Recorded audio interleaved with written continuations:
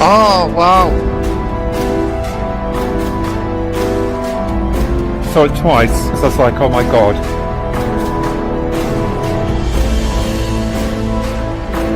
That was just weird.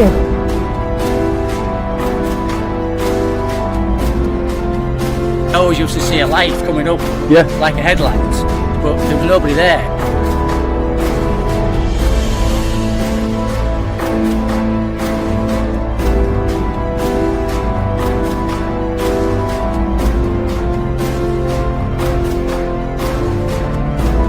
Oh, it's just disappeared.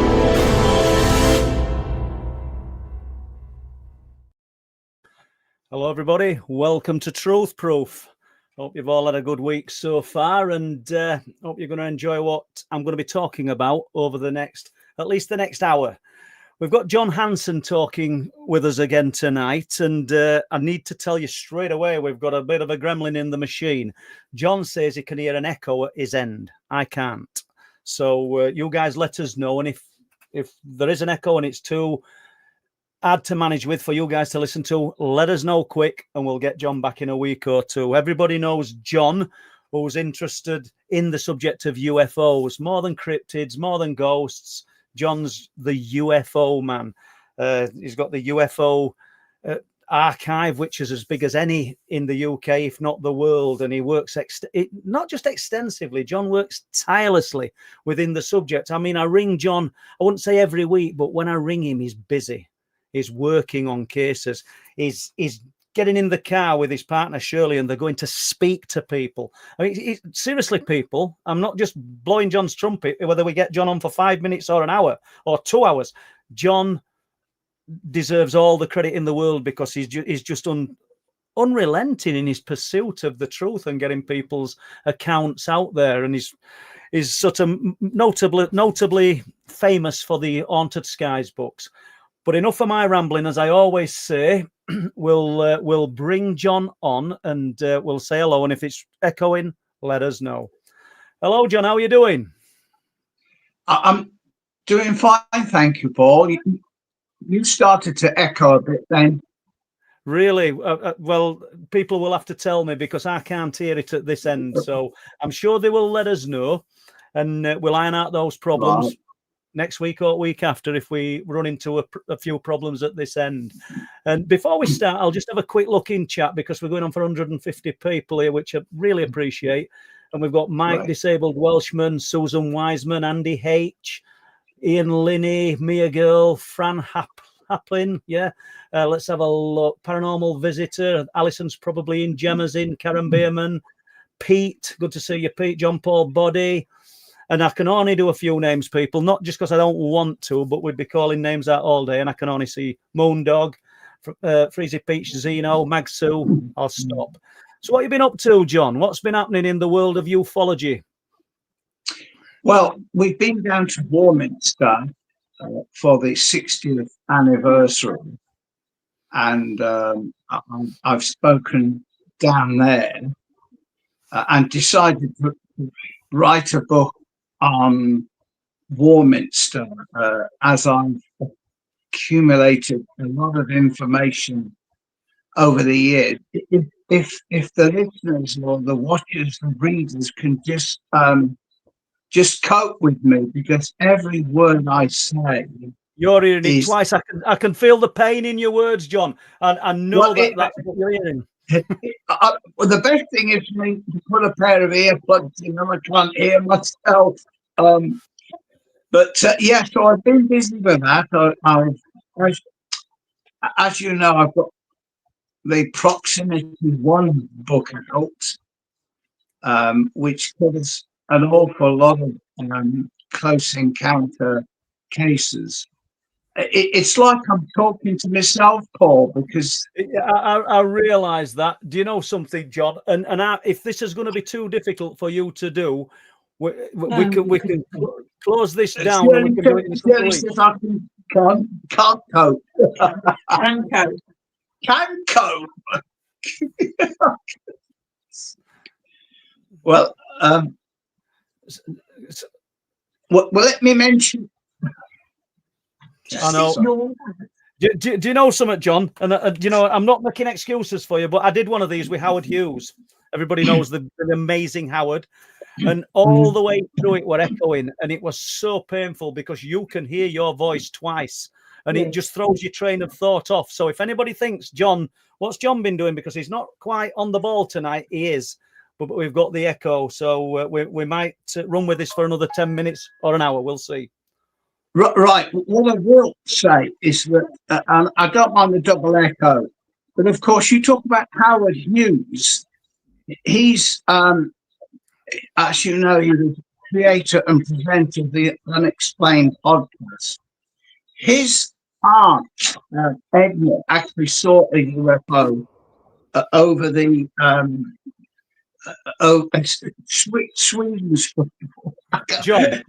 John, Zeno's just said in chat that the microphone boost is set too high. Now, I know that you're not savvy with computers, and I don't think Shirley is, and I'm certainly not, so we might not be able to alter this.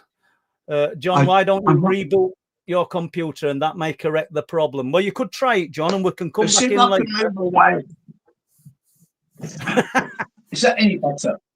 It's not a problem for us. It's you that's hearing the reverb on your voice. It's still coming at me. All I do is glance back. Well, I think the best thing we can do here, John, seriously, is you could have a go at rebooting your computer and coming back in, and we can try it. And I'll just ramble on like I do for the next half an hour. So if you want to leave us, or I will remove you now.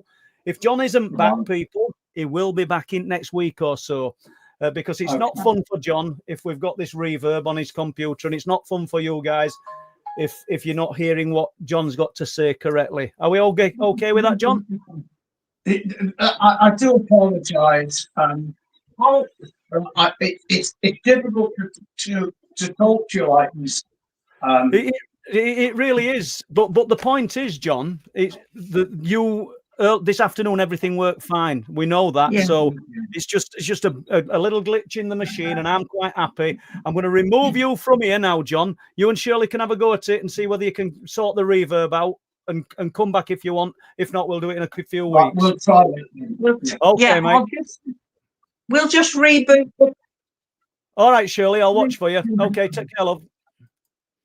Right, guys, you've got me. And unfortunately, as I say, everything did work fine for John, and that's the way of things, isn't it? You know, I did this with Howard Hughes obviously a few years ago now, and it were an awful hour that I spent with Howard because I could hear my words. As soon as I'd said them, I heard them again, so you can't think coherently. So, guys, I haven't got a thing to think about now, so where are we going with this? What's been happening in your world? Has anybody got any questions for me? I did see something earlier, but I think it were addressed to John. Andy H. Let's have a look. Just finished Truth Proof 2, Paul. Wilsthorpe, the reason we used to fly low to the ground and tail down gate because that made us harder to hit, move quickly, and to be hit. Excellent, thanks, Andy. And do you know the Merlin helicopters during the Wilsthorpe incident? And if I'd have known I was just going to be talking about this, I could have shown you the photographs. I'm in the garden. It's nice day. It's not sort of brilliantly warm. We're in September, and 2 Merlin helicopters are over my home and not very high, with tailgates down, looking down at me. And I think we've all heard the scenarios. Oh, somebody's photographing my home and that. But I got loads of photographs. I think I put a few of them, as Andy's alluding to, in Truth Proof 2. And you can see how close those helicopters were. And you can see houses. And I think I've maybe put 1 or 2 photographs in. So what they were doing, what the interest was in Paul Sinclair, I will never know. But there you go. What can we do about it? Let's have a look. Might disable computer problem. Right, I think we're going to we'll do a little story, shall we? Because I've got nothing planned. It's just crazy, this. But that's how we do it. Right, somebody's got an account that's similar to the triangle sighting at Whitegate Hill, and a few, or he says it is. So we'll jump into it. I have a story to tell. For me, I don't think it's that spectacular for most people, but it was frightening to me. That's what this man says. And if I hear a little boop on the computer, I'll bring John in, and we'll cut this short. It was a memorable event that I feel privileged to have had. Let me try and explain. So I'm reading this man's words. It's so long ago now that without asking friends about the event, which may lead to my experience, I just can't be exact and precise. All I will say, it was the mid-1990s. Two of my very closest friends who I've known all of my life, and I'm now nearly 55 years old, were chatting about going to a late night birthday party, and that it was going to cost him an arm and a leg for a taxi. It must have been a Yorkshireman. You know, we all do that, don't we? That's the first thing I do. How much is taxi going to cost? See if I can get somebody to give us a lift. I think we've all done it. Maybe. If you haven't, then you're on a different planet to me. Right. So the location of the party was around 8 miles from where I lived at the time. We had agreed for my friends to be picked up. So he agreed to pick them up. We had agreed for my friends to be picked up at around midnight. So we set off sometime. So I set off sometime after 11 p.m. At that time of the year, the roads would be quiet, or they were quiet, and a lot quieter than they are now, from what I recall. Just a really calm, peaceful night. The type of night when driving is enjoyable. I don't think there's any night when driving is enjoyable. All my friends, people know that I hate driving. But there you go. I drove towards Barnsley on the main roads, but I was only within a mile or two from my own home. I was just glancing around, and I made out something in the sky in front of me, but on an angle to my right. It was a double take situation because I couldn't figure out quite what I was looking at. I think we've all done that as well, haven't we? I slowed down quite a bit so I could get a better look at this. And by this stage, it was very close. It was much more seemingly to my right. What I was looking at was massive, and I mean a massive, massive object that virtually blocked out the little light that I had in the night sky.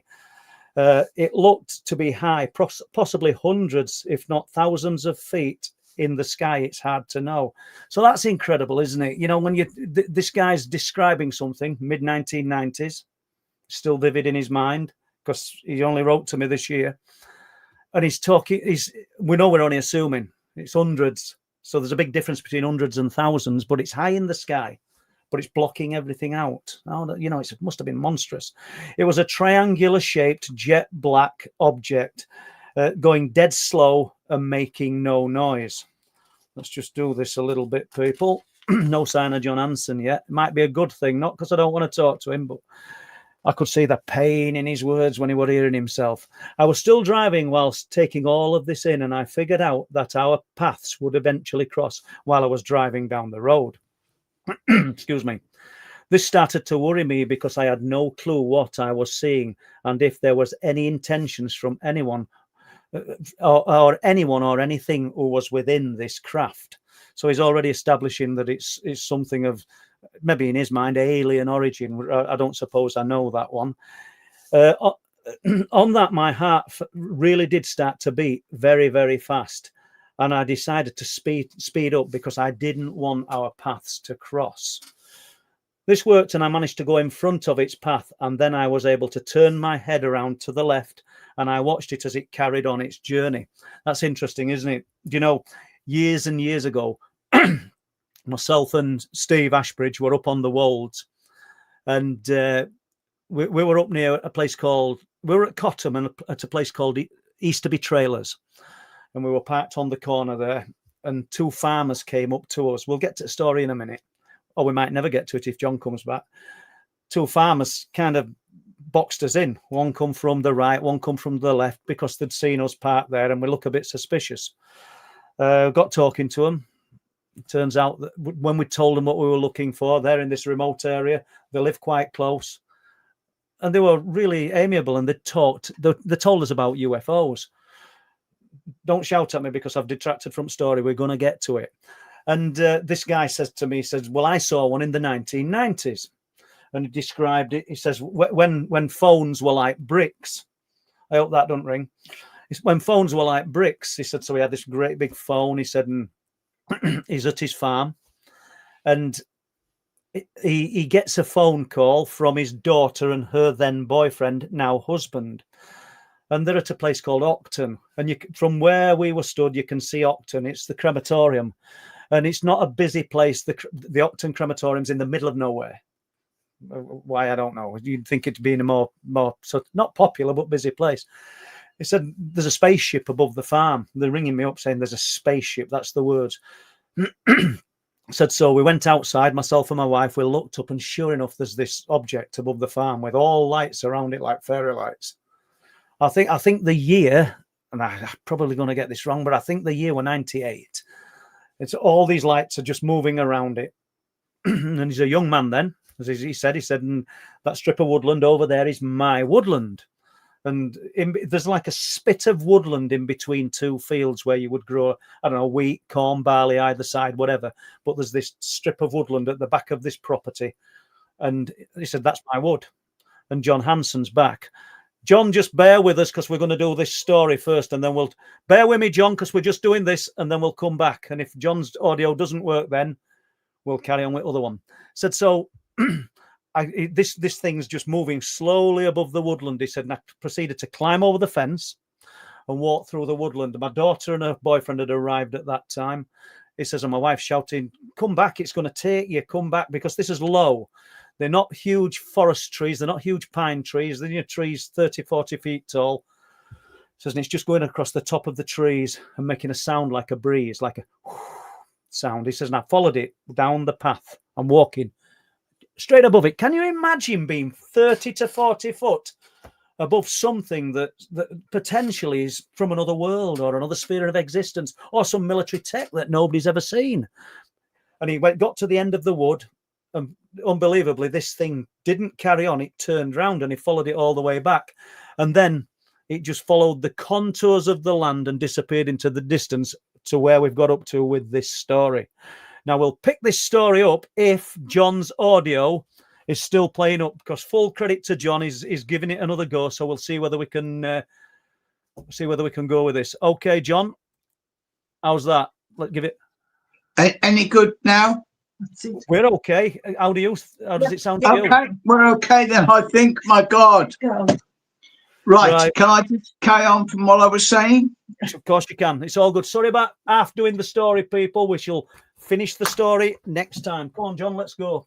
Right, we were talking about Howard Hughes, and as I've said before, I cannot understand why, when this gentleman passed, why there was so little in the press about his passing and nothing about his funeral at all. I'm not necessarily saying that's suspicious, but it seems very odd because he was such a well-known, respected presenter of the Unexplained podcast. And so I don't understand about that. But I was very fortunate that he interviewed me on a number of occasions. And he's written some great stuff for the book. And he actually mentioned that my grandmother, Edna, saw what she believed was a UFO very early one morning, hovering over the main Liverpool to Southport railway line behind her home at Sweden Street in Waterloo. I didn't even know there was a Waterloo in Liverpool. But anyway, it was my dad who encouraged her to draw what she saw. Nan was not a science fiction fan and was, to be fair, pretty skeptical about many things. She was loving, funny, kind, and she spoke her mind in colourful Liverpool terms none of us ever forget. She was no pushover and by no means a UFO enthusiast. The picture she sketched was an archetypal, shiny, domed UFO. So I'm not sure if you can actually. I think you could. Can you see that? Just lift it up a bit, John. Yeah, we can see that. Yeah, I can see the picture. And, yeah, and the lady is that Howard's grandma? Yeah. Yeah, that's right. Yes, and where are we going now, John? So we're going to jump back in time, are we, to 1963? If you want, right. anyway. 63. We're going to talk about the Charlton crater. I'd like to talk about the craters, and we're going back 61 years. And so for people in chat, there will be some people that have done a bit of a deep dive and know about these craters, and there'll be other people that don't, because if you've not been in the subject of UFOs and ufology above 10 years or even 20 years, you might these things might have passed you by. But what the main thing to point out here is nobody's breaking new ground. These strange things were happening back then, John, weren't they? And before. Well, they were, but if you look back at this particular incident on the 18th of July 1963, you know, the Charlton crater, the amount of publicity that was generated by the local media and then, well, say media back in 63, by the newspapers, was so over the top. And they mentioned, I know that John Cleary Baker went there, visited the site, and of course he was good at what he did, John Cleary Baker. But the guy that interests me, of course, bearing in mind that the young Patrick Moore also went down there.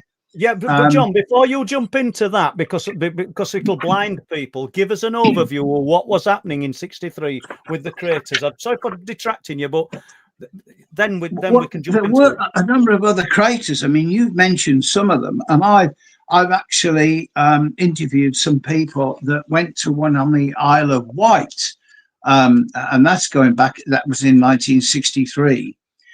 I'm not so sure about these craters. I know that we've got the original information about the so-called crop circles back in New Zealand and Australia back in the 60s, when they were simplistic, as they called UFO nests, you know, in comparison to what we witnessed back in the late 1990s and onwards, you know, in places like Wiltshire and other places of the world.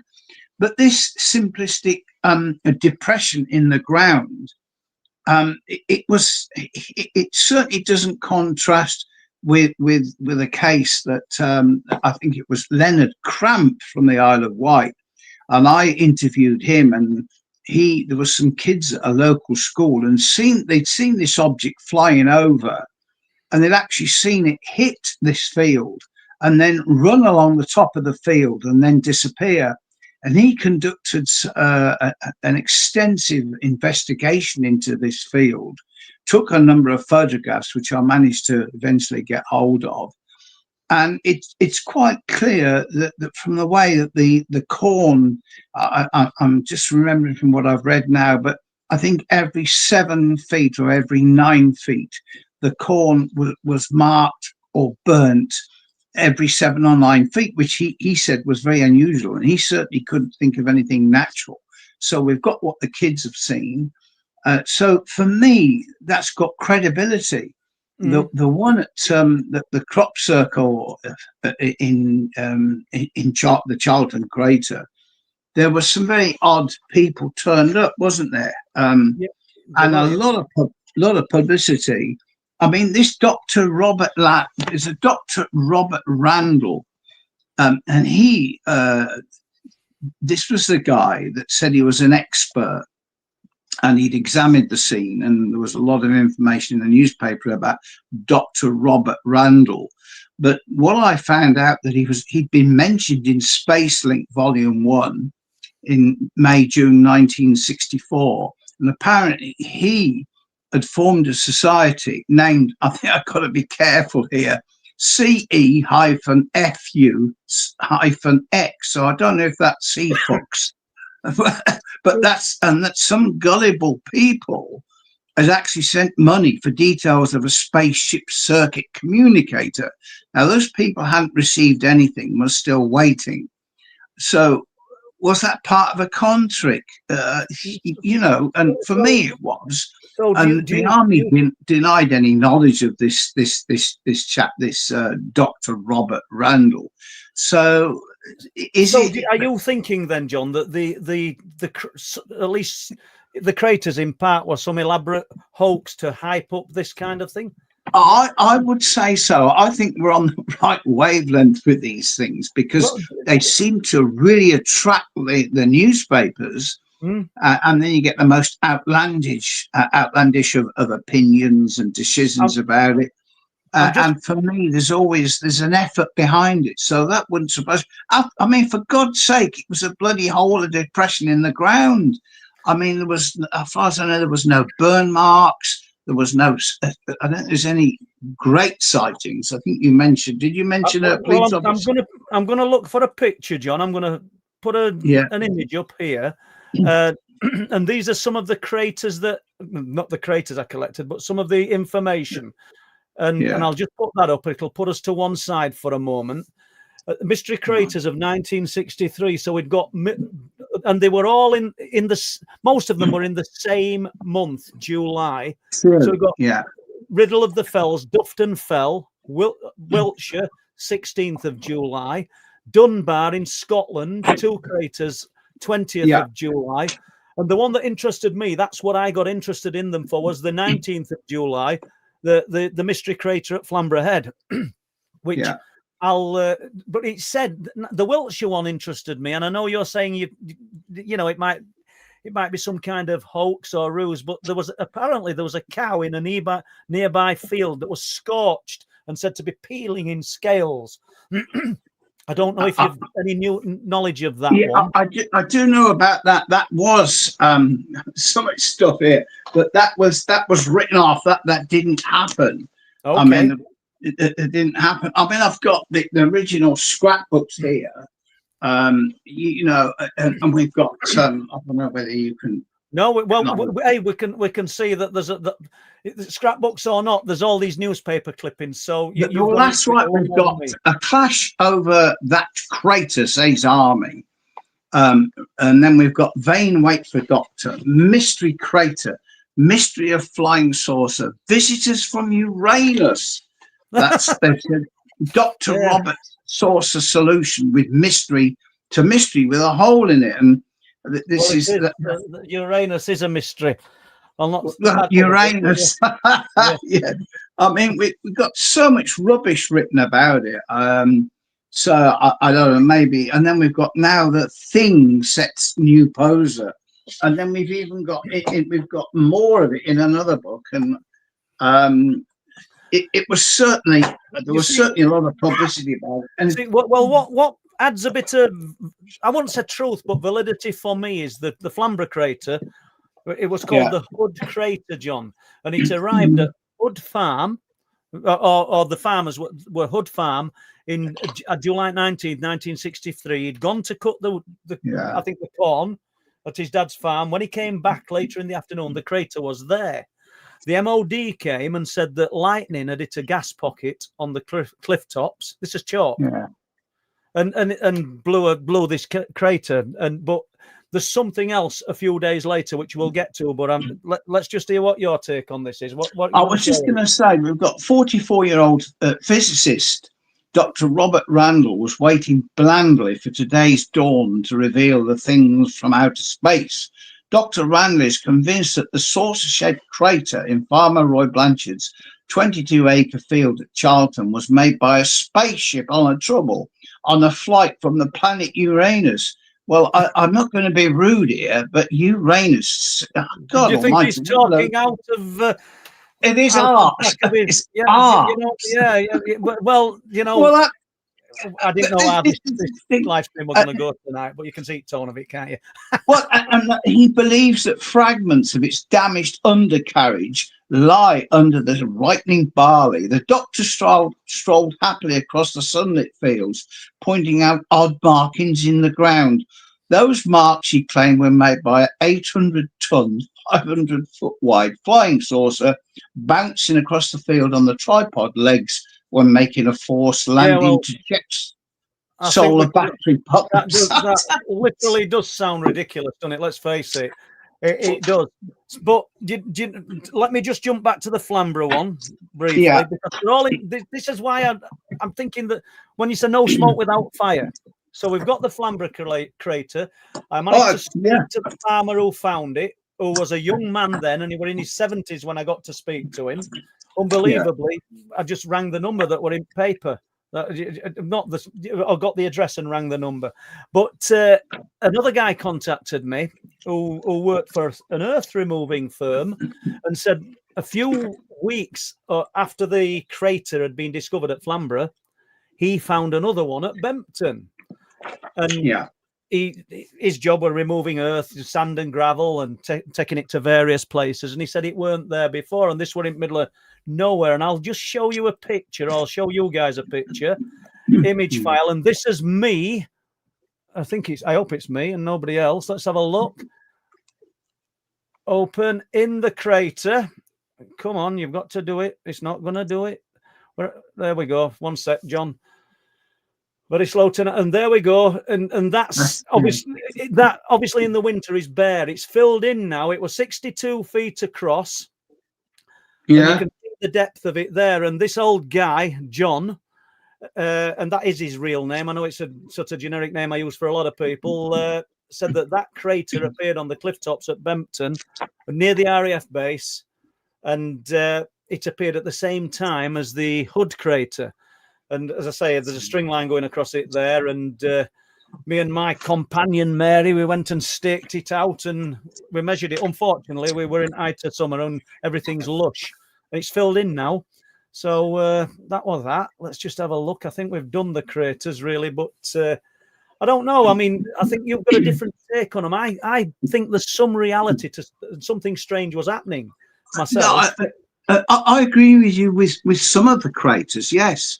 You know, particularly obviously some of the early crop circles and the craters were quite possibly made by UFOs, but something like this, you've got to wonder why it attracts people like, you know, people that talk a lot of rubbish, really. But it's something that the newspapers love, and the sad part about this phenomenon, and as you know, it goes back many years, is that invariably, I would say 90% of newspapers, when they pick up on this, due to the fact that they never got off their backsides and investigated or researched into the subject, it's entertainment to them. Absolutely. And that's how it always be, and it continued to do so. I mean, that's such a shame, John, isn't it? Because you know that yourself. What you got there? Well, we've got, I'm just looking at our file on 63, and of course, once mystery crater could have been a meteorite, and this is the Sunday paper, and it's not a hoax. And Farmer Blanchard was very puzzled. He said, "I think the theory it might have been a spacecraft is a bit tall. On the other hand, I don't think it was a hoax." And then we've got this rubbish here from Dr. Robert Randall, astrophysicist. Well, he was never an astrophysicist. He was probably a con man, who said that the crater could have been caused by a spaceship from another planet. So, well, like you said, John, we don't even know if he actually said that, or if it was a spin on the papers that had just created sensationalism. How many times, John, without libeling anybody, John, without saying anything too bad, how many times have you been spoken to and led in a direction to talk about UFOs and then being made to look silly in a publication or a newspaper? I avoid them like plague now, and I know some people like to do it, but it's not for me. It's as I say, in the paper, the fact that the newspaper shows a research ship, presumably drawn by Dr. Randall, the shape of it and its central thrust motor area and its commander bridge, where I suppose that the captains. I mean, this is rubbish. I'm not saying that the crop crater circle, whatever, depression, it may well have been genuine, but what I'm saying, it's strange how it attracts so much information. And of course, 63, there was on the 7th of July, we've got dancing lights in the sky seen by a police car in Hampshire, and it was hovering 100 yards above the house, and the police saw it shot off into the sky. And gave an aerial display before shooting off towards Salisbury. I mean, that was on the 7th of July, 63. Many other sightings of UFOs. Here's another one that was drawn. That was Are on these all July, John? Are these all July 16th, sightings? 16th of July. 16th of July, 63. Yeah. Yeah. If you can see that, and then we've got the 18th of July, where we've got this is experts baffled by the thing, and this is the Guardian, and this is bomb disposal experts went away baffled after a preliminary examination on Tuesday. They're returning today with special equipment to try and solve the mystery of the saucer-shaped crater. So it just goes on and on. Yeah, but John, don't it tell you? Did you say baffled by the thing? Yeah. Is that what the newspaper article says? The thing. Sorry, that's it. That's right. Yeah, and then we've got. Well, doesn't it show you that there's a theme, a narrative going here? Because just not long after the Flamborough crater was found, well, I can't remember exact date. I think it was 27th of July. That's exactly when it were. The newspaper ran "Thing in the Sky" at Filey, and there was a 5-hour UFO sighting by Coast Guard at Flamborough. Even though it were reported in Filey Mercury, the Coast Guard at Flamborough, the Bridlington Free Press, they all came out and it were early hours at morning. I think at 5:30 in the morning till after 12 o'clock. It were over 5 hours of a bullet-shaped object in the sky that changed into a triangle, and the reporters from the paper. But interestingly, they said the thing in the sky. You've just said thing. It's almost like they've got their heads together then and knocking off each other. Do you know what I mean? Feeding off each other, maybe. Yeah, interesting. On July the 22nd, 1963, I've got a report. Was this the Charlton saucer? This is a contemporary sighting in Lancashire. On July the 22nd, 1963, 3 youths saw a mysterious object hovering low over a tip on wasteland opposite Redgate Drive, Parr in Lancashire. And it names the boys William Holland, somebody called Lightfoot, and somebody called Keith Kerfoot. That's unusual. They were playing on the tip at 8:30 p.m. when they noticed a shining object. And then Michael describes his experience. We saw this thing very high up at first, then it came down very fast. It stopped in the air about 70 feet high, had a red flashing light on top of it, and it flashed like something on top of a blue sky. It was spinning. We all were watching when something slid back underneath it, and what looked like a periscope came out. It swiveled round and pointed at us. Then it went back in, and the machine went up very fast into the sky. The boy told a local reporter that the machine was silver and shining brightly, etc., etc. And then William and his companions stated they'd never seen photographs or drawings of what are alleged to be flying saucers, but the sketch they drew. And I did actually track down one of the boys, and it wasn't the boy who I tracked him down. But I mean, I think this is a very genuine sighting. I don't think. Can you see that? You can see it, yeah. Yeah, we see it perfectly. And do you think, John, over the years then, nobody's drawing things like that anymore, are they? Why has it changed? Why has the shape of the objects changed? And I'm not saying that's not a genuine rendition of what they saw, but why has the shape of the UFO changed? Well, maybe the shape doesn't change, but maybe maybe due to circumstances, perhaps visually, we don't see what we used to see. For argument's sake, I mean, I've come across sightings of box-shaped, rectangular-shaped objects, which you think, well, that puzzles me, because my first reaction is no. Because we don't associate that with the movement through the sky of a box or a rectangular. But back in the 1978, there was tons of those seen. And I'm thinking, are we seeing all of it? Are we just seeing part of it?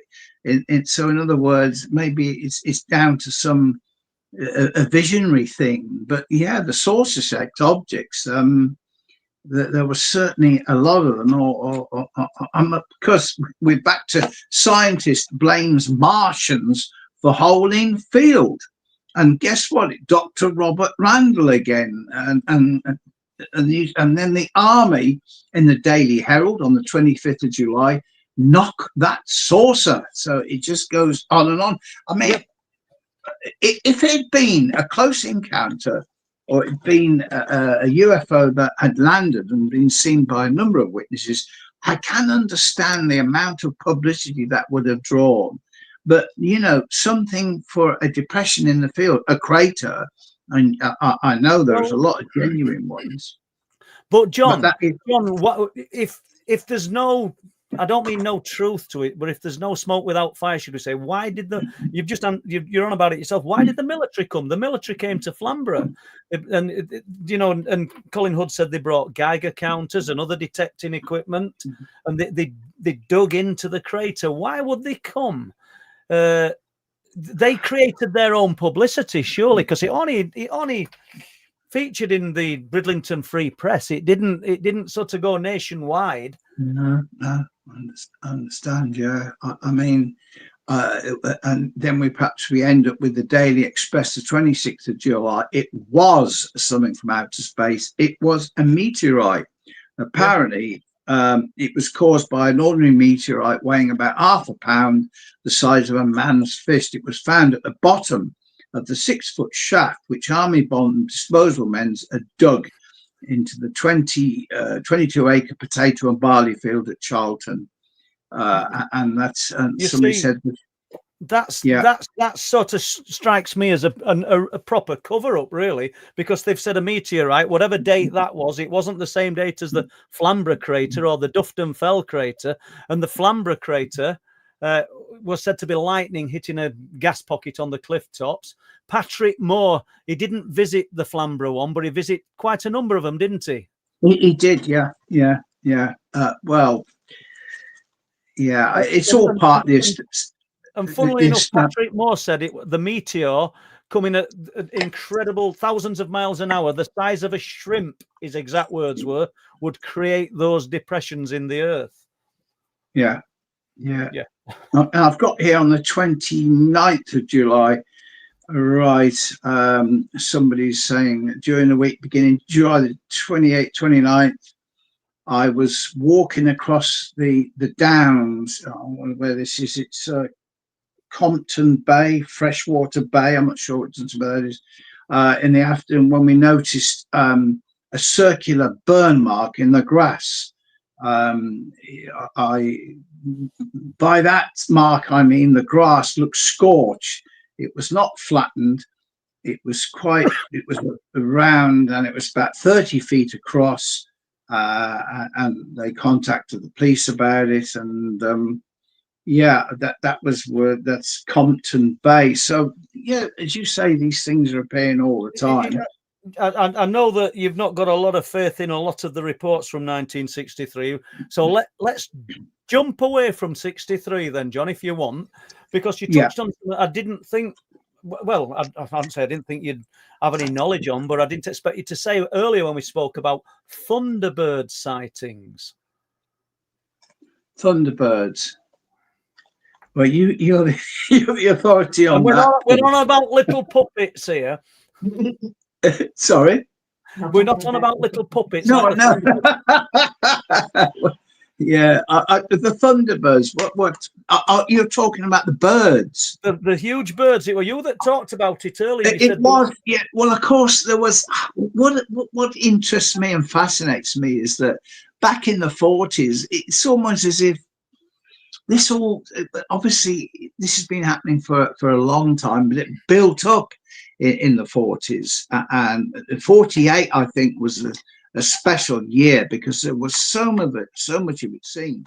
But incredibly, I know I interviewed a lady some years ago, and she lives in Gravesend, and when she was a child, she describes it as like a man with a rocket on his back flying through the sky, and next to it was this huge winged bird, but it was no normal bird. It was about 60 feet across. And okay, some people might say, well, maybe at that age she got mixed up, but there was an awful lot of it happening in the States. And I've got reports from actually a United States Air Force Army major who witnessed something very similar in Lancashire, you know, a few years later. And so all of these things, they defy, they defy our imagination, our conception. We know that they happen. And yet all of this has gone on, and we spoke about this earlier today offline, Paul, and it amazes me that there's so many millions of sightings of things that aren't just, as they called them years ago, lit or like little lights in the sky. These are what appear to be either constructed craft or something else, but it's just brushed under the carpet, and that's how it is. We also mentioned about disclosure, didn't we? Yeah, well, yeah, and I want to touch on that, but I just want to ask you, because we're not jumping back to 63, but just briefly, the craters, 63, we had this wave of craters, which we've touched on. Then you're talking about, we touched on the Thunderbirds. Why do you think that, I want to say it, but I'm going to say it. Why do you think we have flaps? We're talking about the birds, flaps of these things, and then nothing else again. Do you think in some way I don't mean we're creating it. I don't mean it's not real, but there's almost like a domino effect, and somebody sees something, and then other people start being more observant, and are they interpreting it as something like that? Because a wave of huge winged bird sightings, 1948, and then I won't say nothing else, but very sparse. A wave of craters in 1963 and UFO sightings, and then I won't say nothing else, but very sparse. 1990s, the triangles. The Belgian wave, it's weird. We'll get to disclosure, but why do you think that it goes in that kind of trend? They can't all be lying. Well, they aren't. Because the secret to, I think, to any research, and as you know, you interviewed enough witnesses, is if they're going to embellish it, and they don't embellish it. All they ever say is, "That is what I saw. Take it or leave it." And so many. I mean, I've interviewed police officers, high-ranking RAF officers, who say to me, "Well, I can't give you any answers. We tried to chase the object, and I came across a report. I have no doubt that back in the 50s, there were, particularly in the United States, there was attempts to chase them and shoot these things down, and an awful lot of aircraft, in all probability, went missing." Where did they go missing? I have no idea. But I mean, when you I've looked through Project Blue Book and all the stuff in there, and there's some amazing witness statements in there, but invariably they were filed with a card index. So the card at the top always said, "Oh, Mr. and Mrs. So sighted a saucer-shaped object flying over, I don't know, Michigan or anywhere," and then the comment would be probably a star or something else, or misidentification. Because they'd written it off before they'd started, really, hadn't they? They've written it off, but when you look through the statements, you think, "My God, that was no way was that a star." And so it's been going on for such a long time. And as you said about the triangular stuff, for me, the triangular thing it's the craft has been seen for countless years, and even going back to the Second World War, some of the airmen were reporting seeing a triangular UFO. So yeah, but of course then that led to the particularly after the Belgium sightings, and again back in the 40s, the RAF were picking up a lot of stuff coming over the channel, was it, and coming up the east coast, channel east coast, have I got that right, or is that the North Sea? I can't, but coming up from Belgium, and of course, it's a fascinating phenomena. and the more you delve into it, the more difficult it gets, because you constantly search for an answer. What do you think the triangles were then, John? Do you think there's an element of it that it is our technology and there's another part of it that's something else? Because they're still being seen today, aren't they? The huge triangles, and they're still as awe-inspiring when somebody comes out with a report. Well, you're right. I always remember, as I say, Victor Keane. I never met him. He wrote, him and Omar Fowler were very much involved in triangular UFOs. I mean, it's a bit like if Omar Fowler was here now, sat next to us, and for all I know, he may be, and I hope he is Omar, because he was a smashing bloke, ex-RAF, and he was head of the Phenomenon Research Association in Derby, and before that he was SciGap in back in or somewhere down in the south. But he spent years looking at the triangles, and when, as I say, when he lived in Derbyshire, the amount of triangular objects that were coming over is monumental.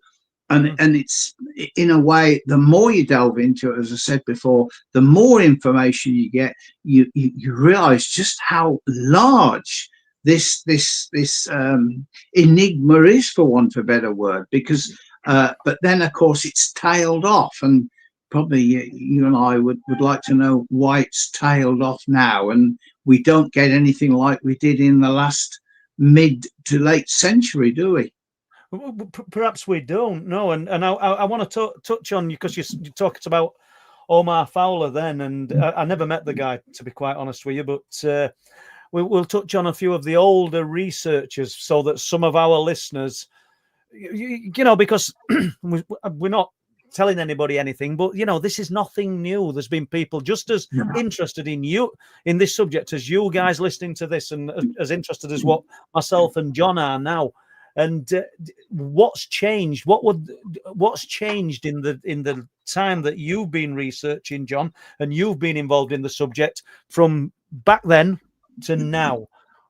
How do you? I know you're still as enthusiastic, because I can ring you, and like I said in the intro to this, that I can ring John up, and John and Shirley will be traveling somewhere to meet someone and interview someone, and that's pure dedication. That, I mean, because there's no money involved here. We don't make a fortune out of this, do we? Let's face it. So what's changed? Well, unfortunately, things have changed for the worst, haven't they?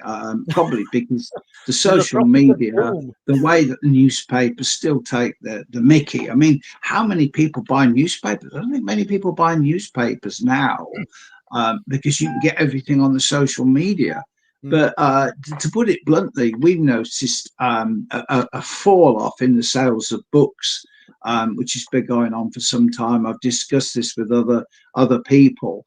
And it is, in my opinion, due to the fact that really most people think they can get their information off. For example, if you put, especially with AI, and I have to say I'm quite impressed with AI, really, because but I would not use AI to write a book. That's not right. But the amount of information out there, but how can you assess it? How can you? How do you know what the source of it is? That's the important thing. And really, I suppose we've all got to a state. AI can't do what you do, John. AI can't sort of drive 100 miles and knock on someone's door, or arrange to meet somebody and speak face to face, can it? That'll never be replaced by AI, I wouldn't think. Well, I hope not. Well, no, I would hope not. But and no. I think we've got to say it, people, because John's. We know we've had a difficult time with audio and stuff tonight, but we've got to ask John, please, because his books are amazing. Where can people get your books? Because hopefully you've not done yet. We'll have another 10-15 minutes from John Hanson if you've got time, John. Yeah. But let's talk about the books and where people can get the books, John. Well, if I explain, first of all, many people have suggested that we sell our books on Amazon. the I've just put a cover of John's books up as he's talking, so you just carry on, John. right. Well, what happened is I think I've written about 24 books. The first 6 books I lost. Unfortunately, when I say I lost, my ex-publisher from donkeys years ago took them off. He lost interest, and I also lost a lot of money.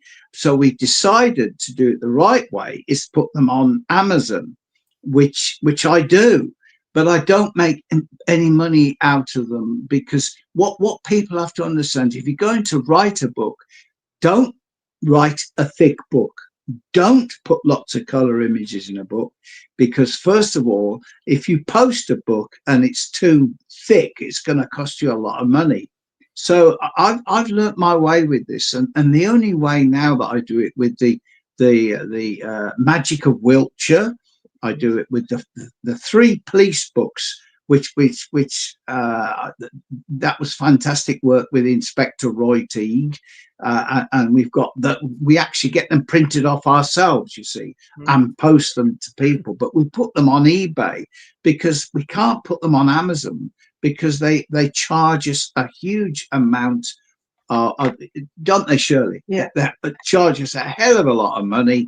And then you end up, and bizarrely, you're not going to believe this, but sometimes in the past, I have actually had to pay some of my own money to compensate someone who's bought a book, because the commission was so high. Well, that's absolutely bloody crazy. So, as I say, the books are available. They're on eBay. We've got the proximity book. We've got the Magic of Wiltshire, and we've got the 3 police books. Correct, Shirley? Yes. Okay, I'm just checking with my gaffer here. So that's the way we do it. But we will reach a stage, of course, where I don't consider I'll be writing too many more books. I've got the Warminster book, the police book, volume 4, and then 1 book, because I've only got up to 1996 so far. To probably 1996 to, I don't know, 2010 or something, because we have to buy an awful lot of books to get the price, reduce the price down.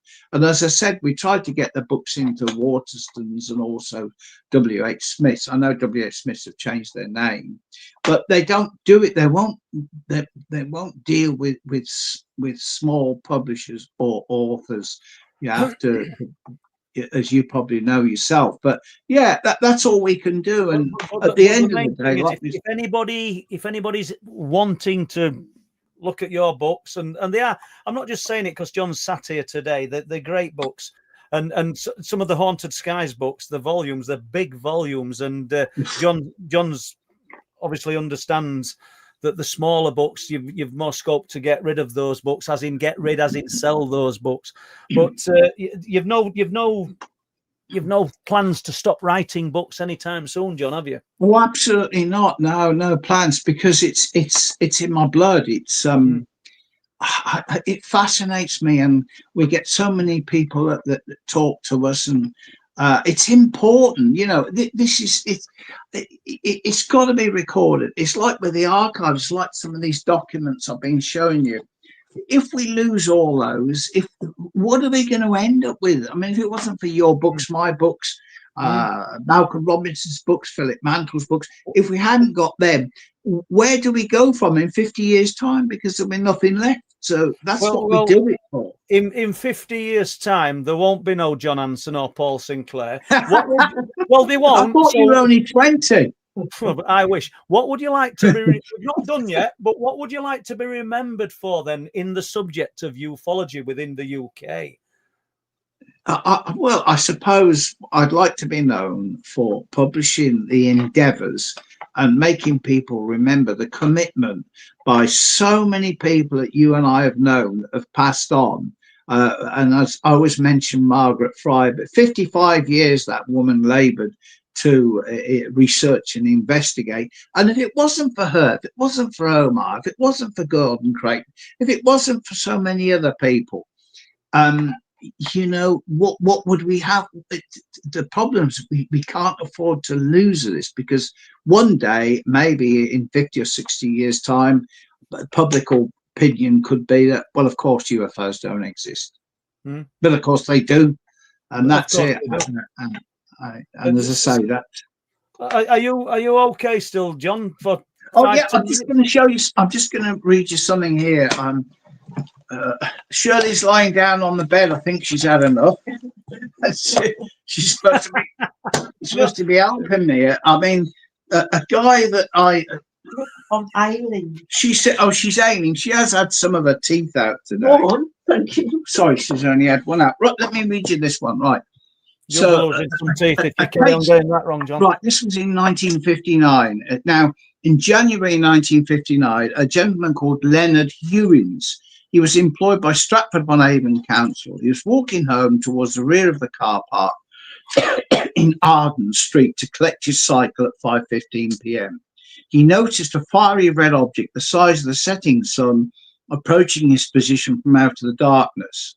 It then came to a stop above the ground, about 100 yards away from where I was stood, next to the fence of a nearby tennis court. As the glare dimmed, I was able to make out what looked like 3 human figures inside a blue haze, 12 feet or so off the ground. In a clumsy, bulky movement, one of the figures lifted itself and sat down again, joined by a 4th occupant, now seated 2 behind each other in what looked like an invisible craft. At this stage, I became very frightened. I found I was unable to move any of my limbs. The object then rose swiftly upwards, increasing in luminosity to that when first seen, leaving a trail of multicolored stars, accompanied by the sound of rushing water. Now, we couldn't get in touch with Leonard because he was involved in an accident and died. But we traced his family, and they gave us some photographs of him. But the guy that investigated the time was John Dennis Llewellyn, and he worked for Buforo. And John used to lecture about UFOs. And if you can see that, that's Flying Saucers, the Facts. And that was 17th of September, 1971. I mean, that's dedication. And I went to the house, met him a couple of times. He actually met Adamski years ago, as many others had done. And his wife had a lot of his I won't say files, a lot of paperwork and some books, and so I bought them off her. And they're part. For me, whatever goes into that archive is part. It's part of the person. I know it sounds crazy, but we call it our family because it was precious to someone, and it's precious to us. And that's how we look at it, because it's about people, and it's their endeavour. Just to touch on archive, which you and Shirley have invested so much time in and amassed all this information on paper, and you've got video, I think, as well, videos and photographs. But you make a good point there, and a point that I'd not really thought about, because a lot of the time, the people that have told you these things, I'm not telling you anything you don't already know, John, but it's deep and personal to them. And it's something that they wouldn't normally share for fear of ridicule. So it's only right to treasure it like you're doing. Well, that's right. When we went to Warminster, when we came out afterwards, we were in a hell of a hurry, weren't we? Because they were kicking us out. And a gentleman came up to us. I don't know whether he was, what do you think he was? Polish or something. Really nice guy with his girlfriend, and he was telling us, he said, "You're going to laugh at me," he said, "but I had some UFO experiences, and I think what I have is an implant below my ear, and I touched below his ear, and I could feel something quite hard below the ear. And when I think back to when I first started this, I wouldn't have believed any of this. I would have thought people were nuts, but now I've met so many people. I mean, with the proximity book, that's an amazing. The close encounter at the end is amazing, because that's 2 people that are well known to myself and Shirley, and they had a horrific encounter on the M5 motorway back in 1990, and they weren't the only ones. They had a.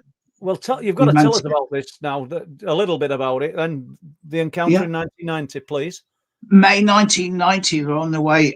They're on the way down to Cornwall, and they thought it was a helicopter, like you do, early in the morning, and this light came over them. And this was no helicopter, and I've read this so many times where the next thing they know that the kids in the back are screaming, and then suddenly it all goes quiet, and the next thing they're aware of is being somewhere else and being examined on some sort of table, and then a few minutes later, bang, they're back driving the car. My God, and they come off the motorway, they stop, and they feel sick, and the kids are sick, and then they go to anyway. Eventually, they recover. And they remember these things, and the first thing they did was get everybody to draw independently the craft, and the craft is a typical UFO. But when you look into incidents along the M5 or other motorways, you find that there's quite a lot down on the M5, Bristol and Cornwall area. So we've put, I keep finding them, we've put about half a dozen in there in a similar location, John. Sorry? In a similar location, yeah. But but you're like me. You want to ask yourself, well, what the bloody hell are these things, and what are they doing? And then, like we said about disclosure, and before I forget, you meant, I said to you about disclosure.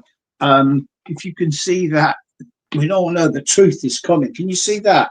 Yeah, I can. UFO magazine, disclosure. Yeah. What year is it? The truth is coming, and I'm not going to read it. It's about Washington DC.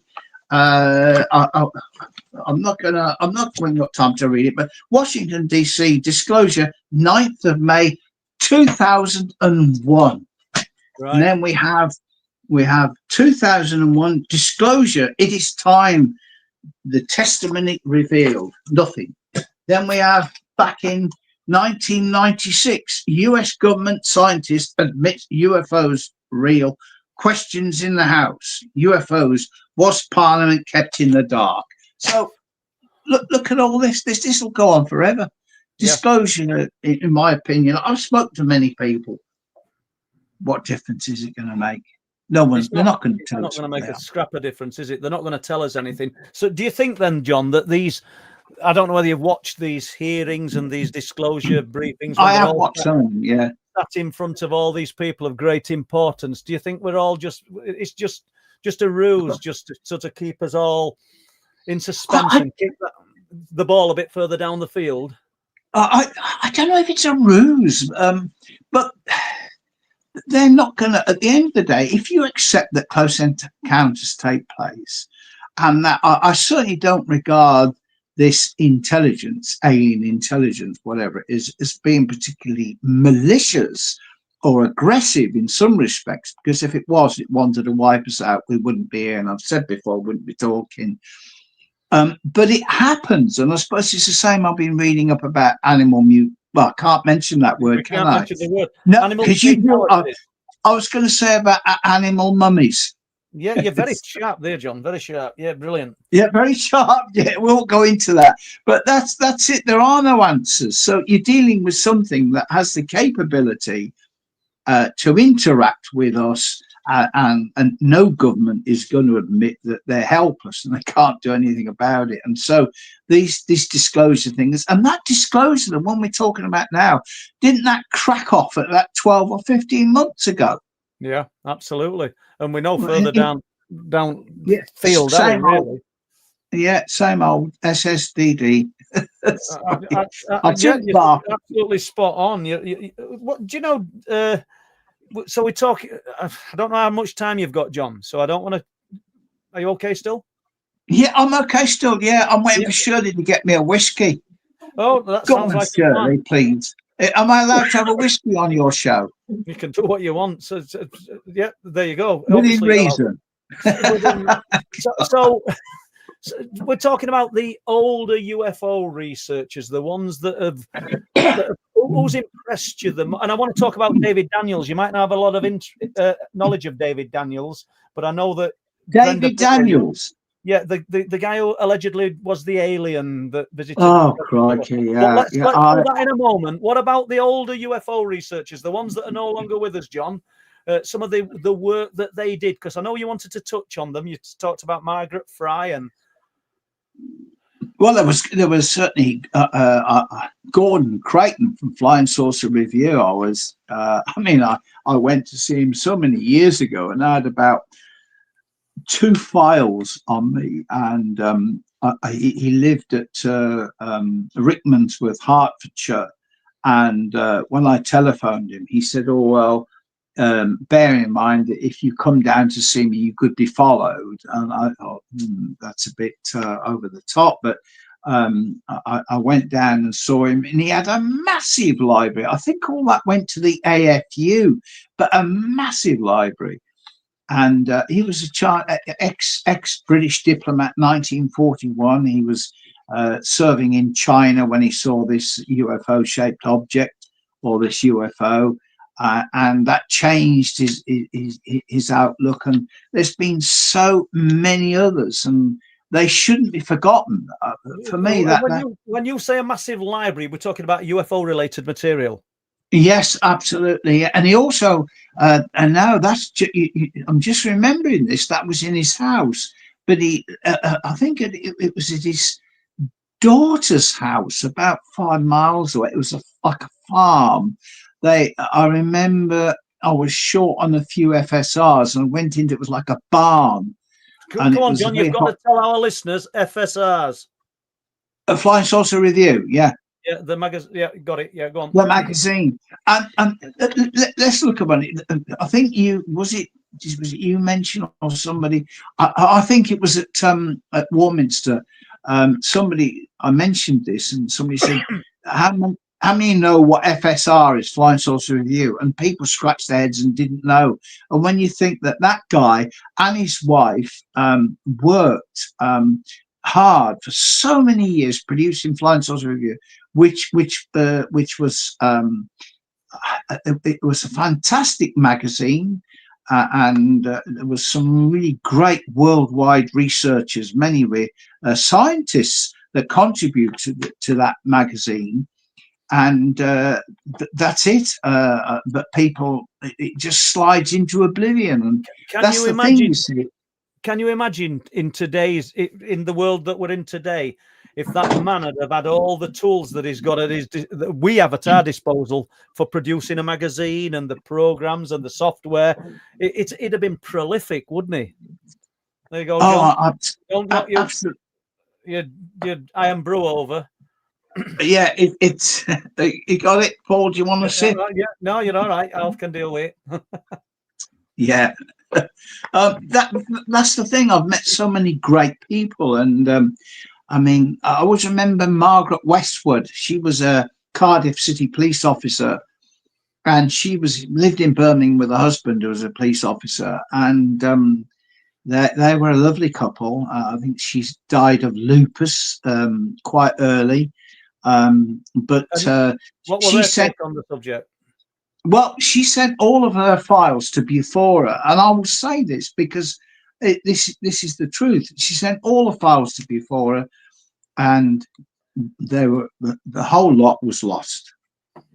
I have tried over the years. I've given up now speaking to people, and I've got nothing against Bufora. I'm only talking about what happened, and she was devastated.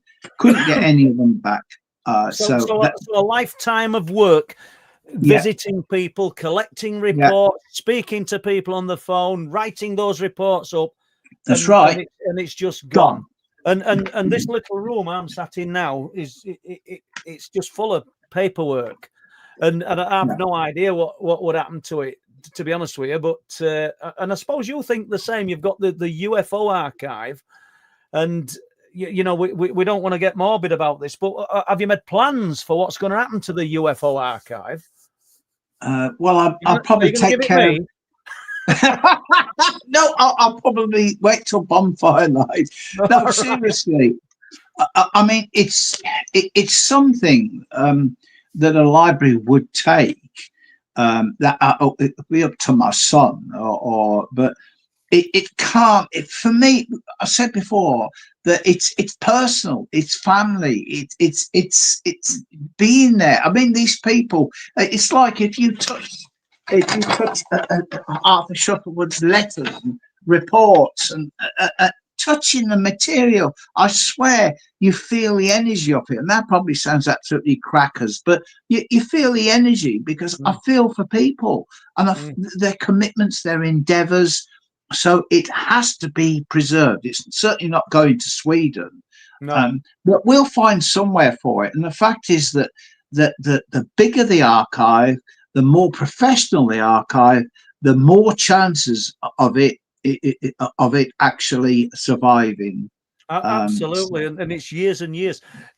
And your archive of UFO related material, how much of that bleeds is this? I don't mean a failing of John Hanson and Shirley, but how much of that bleeds out into other types of phenomena, John? Have you just stuck to the UFO? What if you found a cryptid report in with the UFO or a ghost type happening or poltergeist type occurrences? Do you include them, or are you solely looking for the UFO? We are, but again, at a rather early stage. You see, when I first started, for me, it was about the UFO.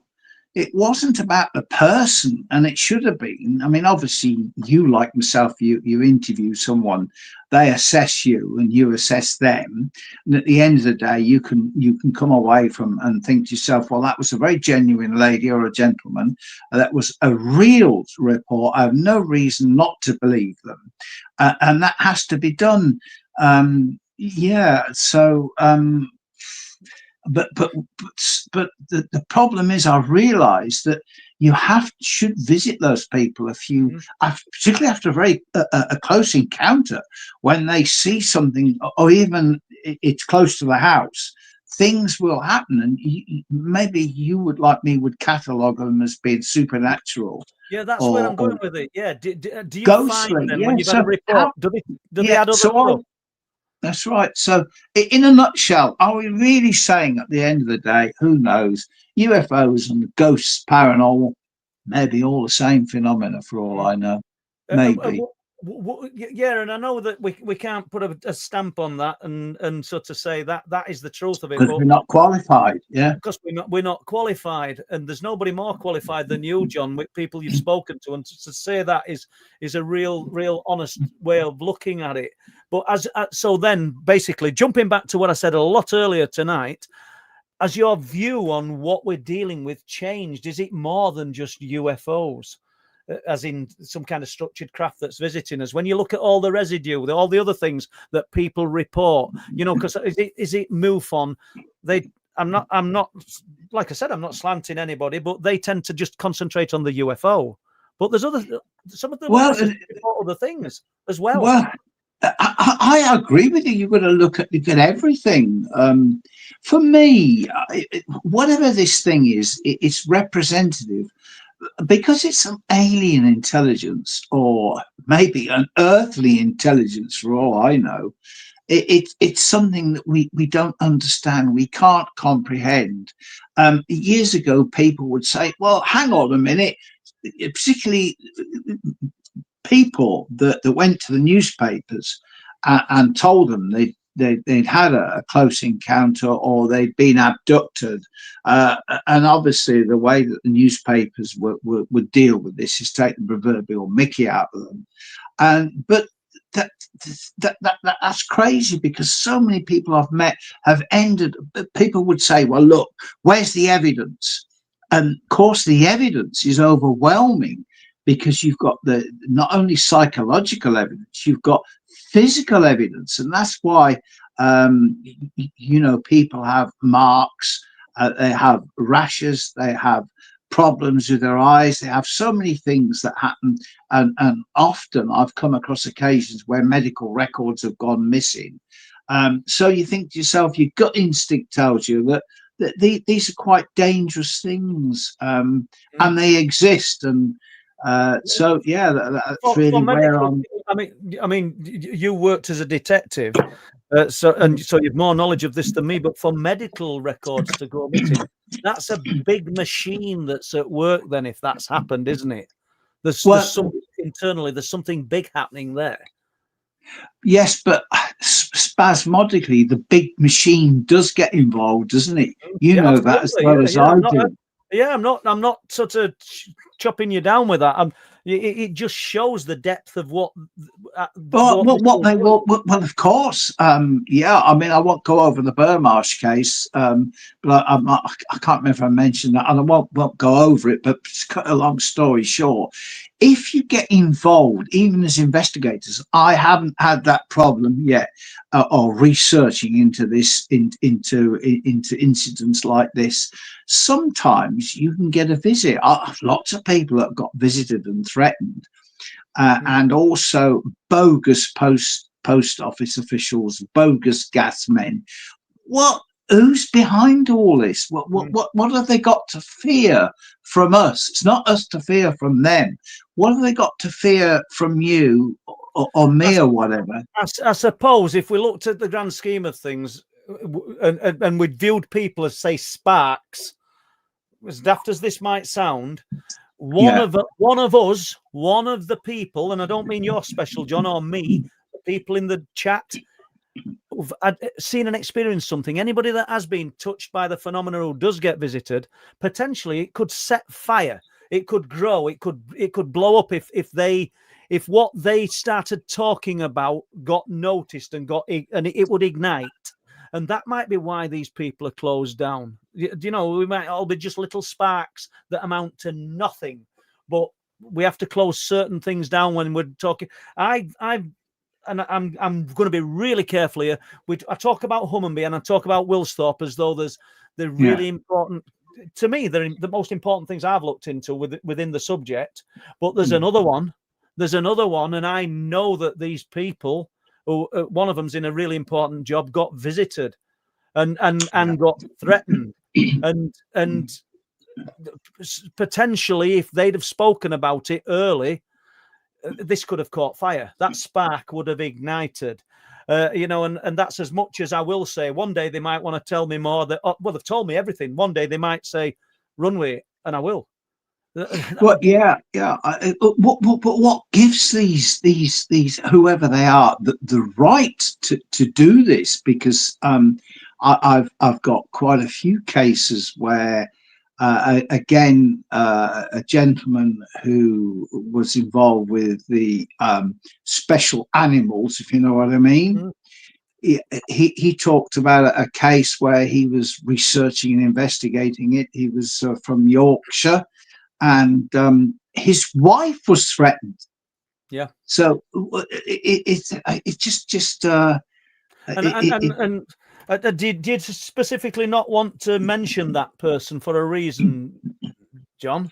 I think I know what you're on about. Are we on about the detective, the police officer? Oh no, we're on about David. David Caton. Okay. Yes, yeah.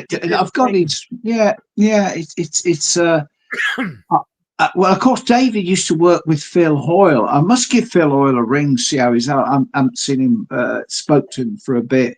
But they at the end of the day, you can't specifically give an answer to what they were involved in, and you can't give an answer to what we're involved in, because there isn't an answer. All there is what happens. And it's strange, isn't it? Because the people that are trying to close the witnesses down, they know a part of the puzzle that the witness and what John Hanson doesn't know and Paul Sinclair doesn't know. Correct. Maybe the listeners they know a part of this puzzle, and that is puzzling, if that makes sense.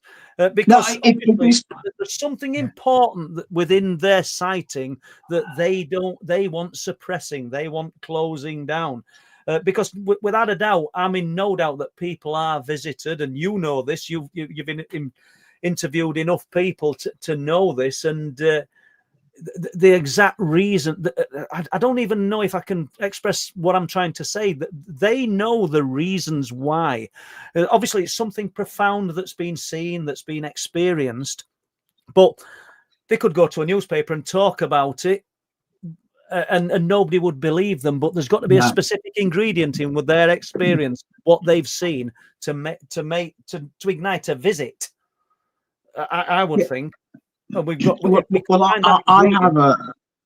I certainly believe that if, for argument's sake, I'd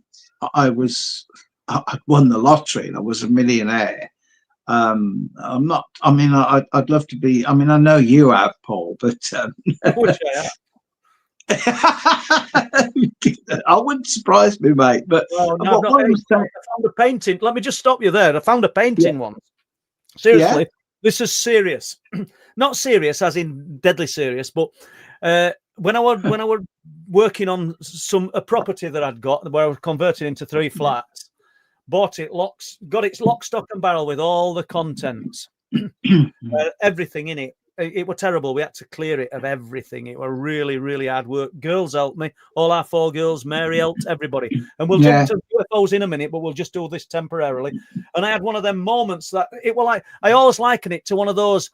Can you remember the film? Everybody can remember the film Jaws, and you know when that music sort of ripples over everybody when the sharks come. It was one of them Jaws moments. It weren't frightening, but I picked this painting up from between an old bed. And it's an oil painting, and I've still got it. And it said something Turner, and I got one of them. And I thought I'd got the real deal. It's an old painting. It's like over 100 years old, but it weren't the real deal. Sorry to detract from the UFOs and the unexplained phenomena there, guys, but I had one of those like little woozy moments where I thought I'd made £1 million, but I'd made absolutely zilch. But carry on, John. I was just going to say that over the years, I mean, I went over to the Isle of Wight and saw a lovely lady called Kath Smith. Kath passed away donkeys years ago. She gave me the records. And the records, there wasn't a great deal to them, but she used to produce a magazine. And the magazine, the original magazines were the best because they were original and they related to their investigation on the Isle of Wight. They went round and spoke to the people. So, if as I said, if I had the resources, financial resources, I am sure that if I was to document every sighting to the best of my ability that had taken place in this country and particularly abroad, we would find out that on any given day there would be UFO sightings and maybe a close encounter on any given day going back to the 1940s. I'm convinced about that. Absolutely. Which is quite worrying, because that's just how that gives it the depth, the subject to depth that a lot of people just aren't aware of. I mean, you speak to someone in the street and say, "What do you think about UFOs?" They say, "Well, that we believe in them because they exist," and then that's about it. And I'm not knocking people for that. It's just that I fell into a trap here with this, and I don't regret it at all, because what we're doing is so important to preserve it, for goodness sake.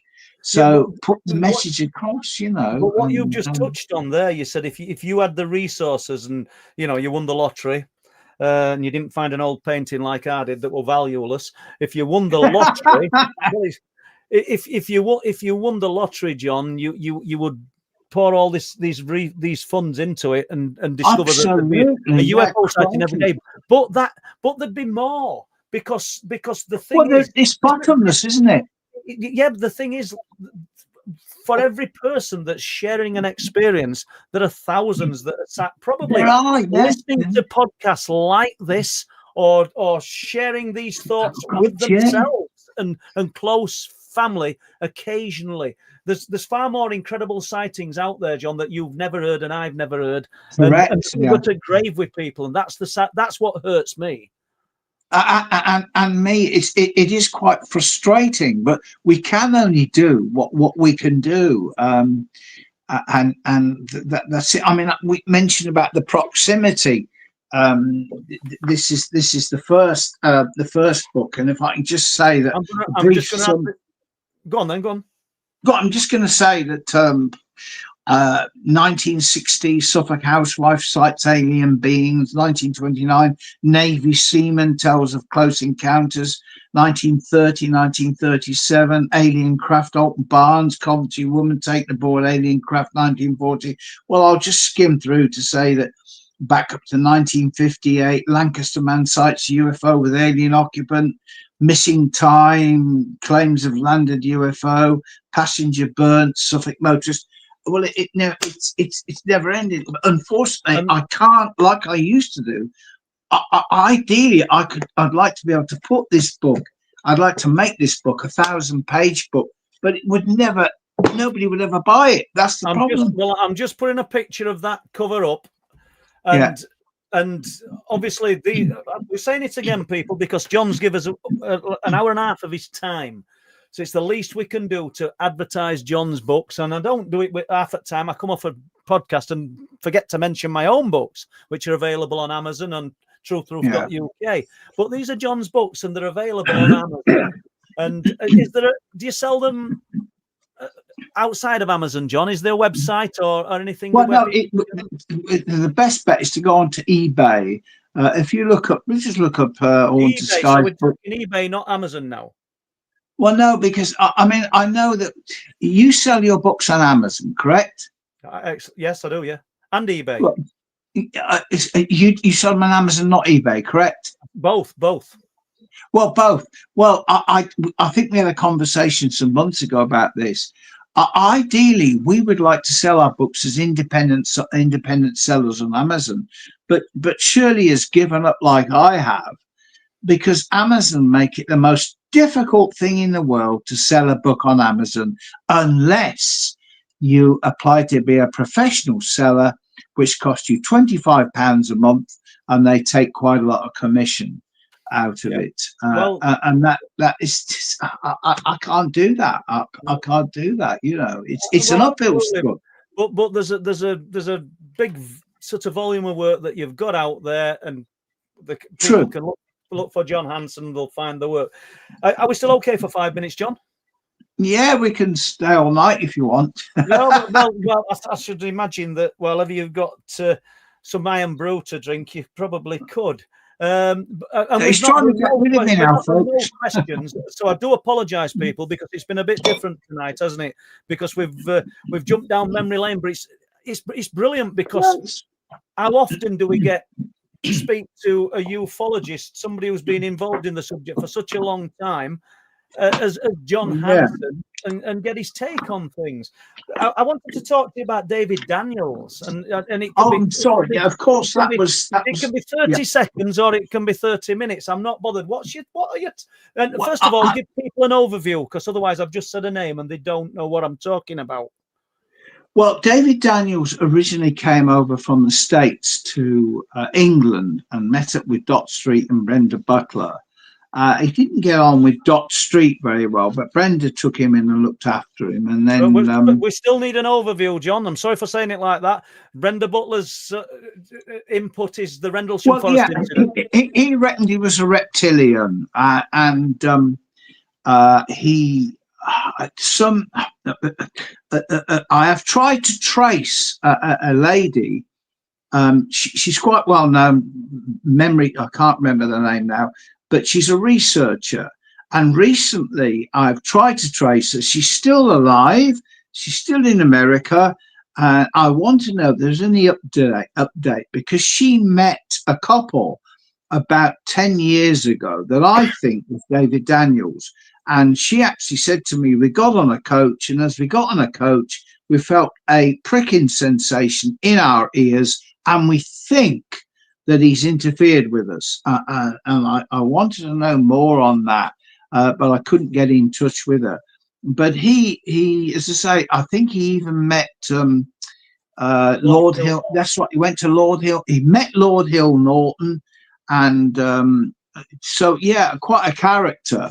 But I certainly I'm not sure that he is who he says he is. I don't think he was a reptilian. You're spot on, and we don't know, and you're probably right, but he's got to have been some kind of enigmatic character to actually get within the presence of Lord Hill-Norton, who was Admiral of the Fleet, weren't he?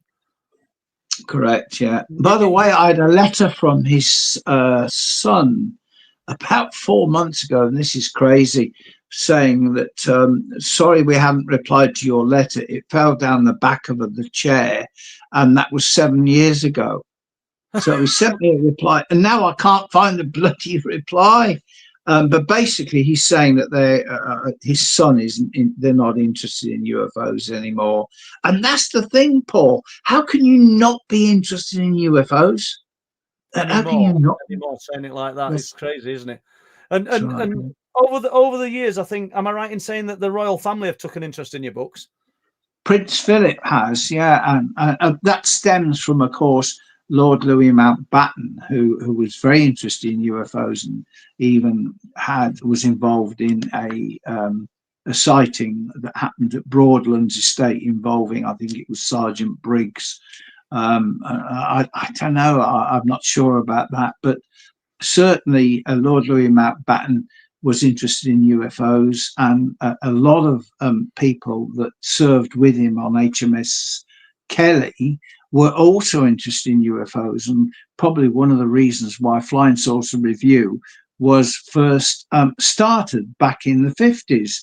And I've always said any person with an ounce of intelligence will accept with sufficient education into the subject that these bloody things are real, and that they are not, they're not something that we can dismiss and say that, that like the media do. So I think I should have only had, I think I must have had a double here, but go on. You're all right, John. Just right. Last question. Then I'll let you go if you like. No questions then. There's no questions from your people then. There's loads of questions, but I just let you go with it. But I don't. No, I don't want to go, Paul. I don't want to go, Paul. Right. Let's have a look at this. This I always enjoy Paul's company. He's a great bloke. As a man. To me, Sorry? but we'll deal with it. Okay. Karen Bayman, yeah. Paul, do you feel as though you're drawn to places you visit by the phenomena more than interest or encounters? Like it's pulling you? Do you feel like, so we'll apply this to it both. Do you sometimes feel that you're drawn to certain witnesses, you get a feel for it, or certain locations? We'll keep it brief and we'll go down and we'll look for some questions. Well, it depends on the location, I suppose, but I've always felt an inclination towards the fact that that so many sightings will take place along given lines of energy. I mentioned before about that, we haven't got the time, but about a lady who had a terrible experience and chased by a UFO, which then shot off to the right along what was an ancient Roman road, and that's not unusual. So the ancient energy lines and yes, sites of interest. But that's interesting in itself, John. Isn't it? Roman roads seems to figure. People talk. They talk about crossroads and Roman roads and straight roads.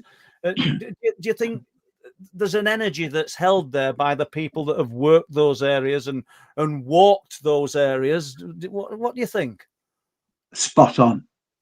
Oh, okay. Absolutely spot on. It is about energy, isn't it? Yeah. And we'll maybe this energy.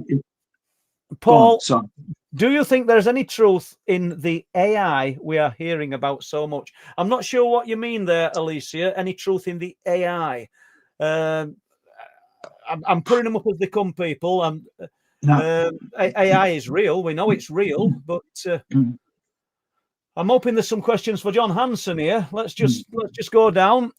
40 and 23. Could these craft be using the natural light, absorbing or reflecting to blend in with the environment? Paul stroke John.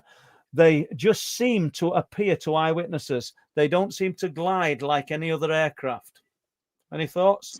Well, that is correct, of course. I mean, going back, certainly, I will just say that having looked at Warminster, what I find interesting about Warminster, as opposed to any other place, is the fact that there was an awful lot of hoaxes took place. They were perpetrated by one gentleman in particular who wanted to know how people like before had dealt with these hoaxes. In other words, whether people always automatically accepted that because they saw a light in the sky, it was a UFO.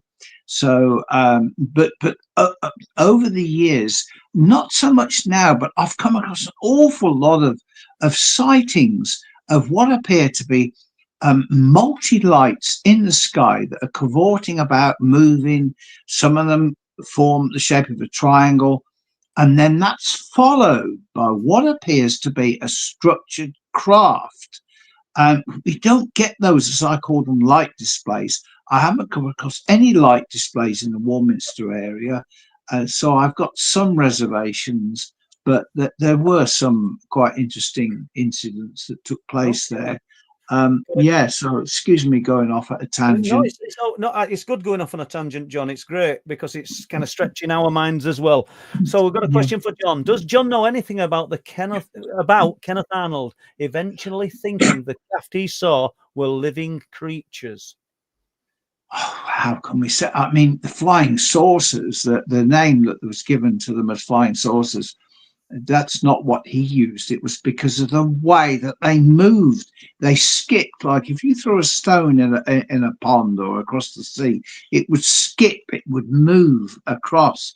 And that's what the flying saucer, I mean, we call them flying saucers, we call them flying triangles, we call them this, we call them that. But basically, these things, in all probability, they do go back hundreds, if not thousands of years. Flying saucers, Kenneth Arnold. And I always remember Kenneth Arnold actually took some film of UFOs. I managed to track down his daughter, and I asked his daughter if she could provide me with the negatives or the copies of the film. And if my memory serves me right, I think it would have cost me a lot of money, so I didn't go down that route. So we're jumping back to craters briefly. Jane Louise Harding says, John, do you mean the craters left after the craft landed? The craters left. Or I think you might mean, Jane, the craft left after the craters. I'm not sure. Obviously, Jane, apologies because we're coming back to questions now that were probably asked an hour ago. So we'll leave that one. And we'll right. So somebody else has said, are there any? No, Rod said, are there any images of the crater? Well, I've got images of the Bempton crater. Got images, yeah. John's got images, and there are images. I think in like Flying Saucer Review and things, people took pictures of the crater, didn't they, John? They did. I always remember not too far from Stratford-upon-Avon. I think it was 61. I did interview a guy there. Because going back to John Dennis Llewellyn, I've got a photograph of John and his wife, and she's got a baby in the pram. That was 1961. But this was a crop circle that was found, and this was quite a fascinating one. Not dissimilar to the Charlton crater, and that, but. You know, if you decided to write books on craters in fields, given enough time and resources, you would probably write 2 or 3 books, wouldn't you? Because absolutely, yeah. The stuff's out there. I think this is pretty good analogy. This Stargazer Eternal. Maybe the papers were reporting rubbish stories to distract from the genuine events. Well, I don't think that so far. I mean, over the years, I've had quite. Prior to actually writing any books at all, as a retired police officer, CID officer, I was regularly invited to talk about UFOs by the BBC and other places. And I was always treated with respect, and that's how it was. As soon as I wrote a book, bang, that was it. I never had a thing. And really, recently, I've got a form. I won't read it, but it's. I've sent that to all the newspapers, because each and every book I've had published, I have had nothing. Absolutely nothing. Now, if I'd written a book on, I don't know, on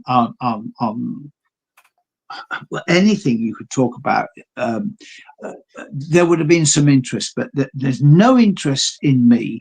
Perhaps it's because, as a friend of mine said on the national newspaper, they don't want serious researchers. They do not want it because that's not entertainment. It's not, I was just say it's not entertainment. And this is how it is, you see. And but when you look through all these thousands of newspaper reports and the headlines, I couldn't understand why it is that if I was a reporter and I was sent to the scene of a UFO incident and I interviewed a witness, and wouldn't I then check to see if something had happened a week ago or a month ago, or wouldn't I conduct a proper investigation? But they're not going to do that, happen like that. They're not going to. There's very few people doing that. I don't know. I don't even think there's very few. There's nobody, virtually nobody doing that. That's what I like to do, and you know that, and I know that's what you like to do. We find something that's happened, and we just start going backwards, and obviously then we're going to have a future when we come back to it. Has anything happened in front of it after that? And that's the way to go. But people don't do that. They just sort of take the sighting and run with it. Bit of sensationalism. It sells a few newspapers or gets a few hits on the internet, and that's end of it. It's just gone. Well, all you ask is to be treated with respect. And so far, on occasion, as far as the newspapers are concerned, that hasn't happened. I mean, I think, I'll mention her name. I think it was Katie Gattons from the Sunday Mirror. It was a Sunday Times, I think. But anyway, she contacted don't libel yourself here, John. Don't. Oh no, I only say the truth, mate. She contacted me because there's nothing wrong with telling the truth. She contacted me and she wanted to come and look at the archives, but told me it was too far from London. And she sent a photographer, and he took about 400 photographs of me. And I eventually appeared in an article in the Sunday Times, and I was described as a UFO hunter, which I find despicable terminology. Okay. And there was hardly anything said about me at all. And then, of course, our esteemed colleague was invited for his opinion, which was Nick. Right. So yeah, I am wary of them because unfortunately, I think we've got to be, John. Let's just deal with this then for a minute. And you might don't worry, mate. If you get locked up later, I'll speak. We'll not get locked up. What are your thoughts on the footage of them? What are your thoughts on the footage hitting the missile? It's footage of the missile hitting the UAP.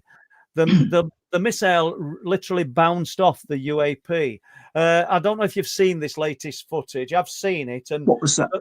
Is some footage released in these latest, I think, hearings? The missile didn't bounce off the UAP. It wasn't a conventional type of missile. It was a missile that just to sort of, I don't know tons about this, but the missile is designed to hit the object and then release some kind of drilling mechanism that just fragments the object that it hits. That's why you can see all the. It doesn't explode. That's what I'm saying. It doesn't explode. That's why you can see all the pieces coming off this object. You'll have to look at the footage, John.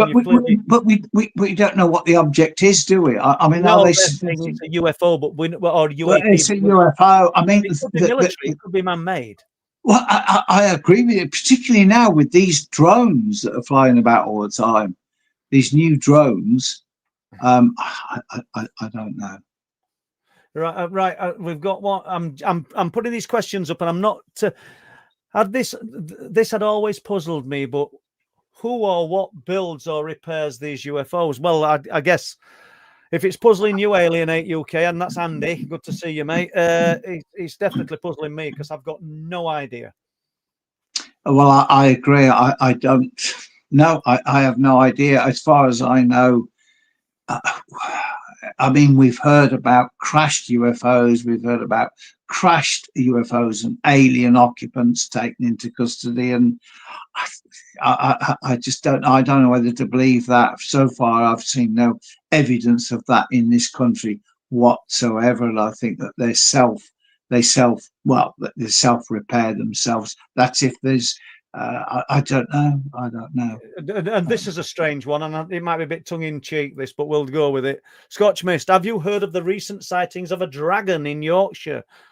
There's plenty of angry people, and I'm not going to say which sex, but I've not heard of the recent sightings of a dragon in Yorkshire. I'm sorry to say. Well, no.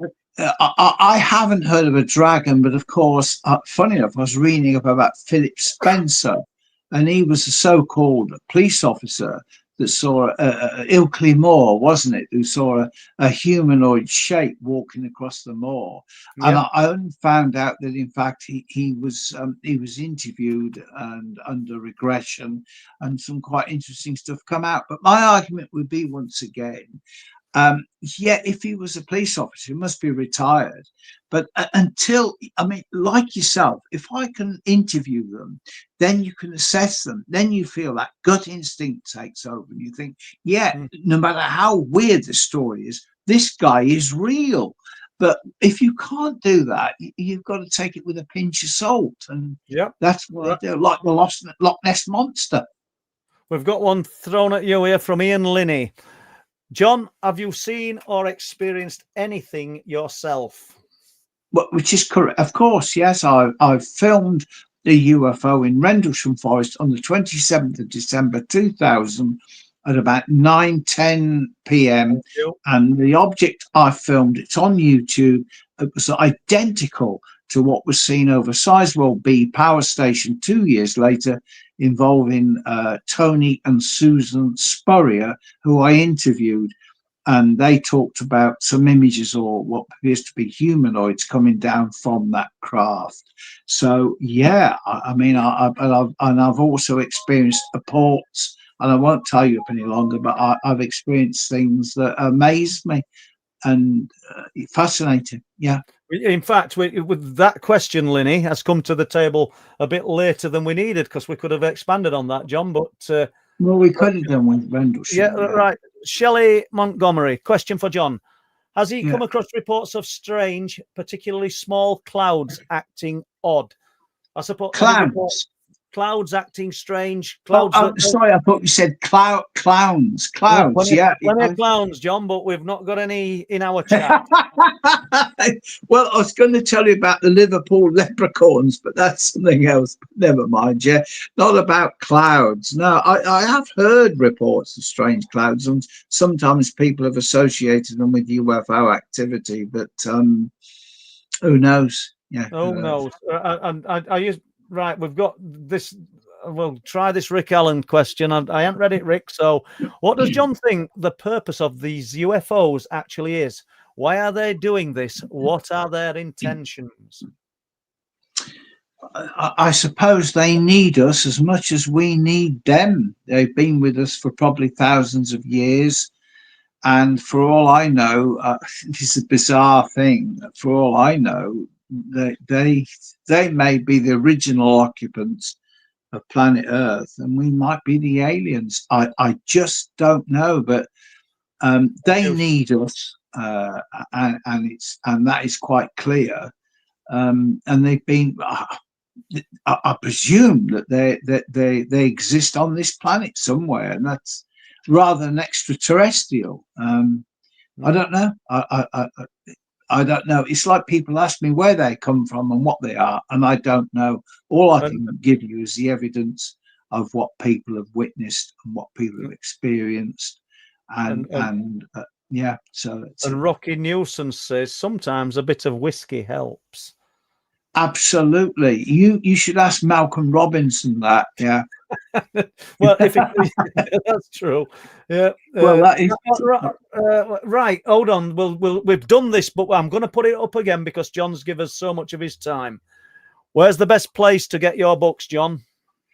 if you go onto eBay, Shirley, I do sell them with a lot. Shirley sells them separately. I mean, Shirley keeps the books here. They're on eBay. If you look at Proximity Book on eBay, if anybody, I mean, oddly, you know, after speaking to you today, we actually sold one. So, sorry, what did you say, Shirley? They look for police in the haunted They skies. look for police in the haunted skies, and then they found the Proximity. Guys, with John Hanson. I mean, I will just say that a weird thing about it is that we've got Police in the Haunted Skies, which is volume 1, 2, and 3.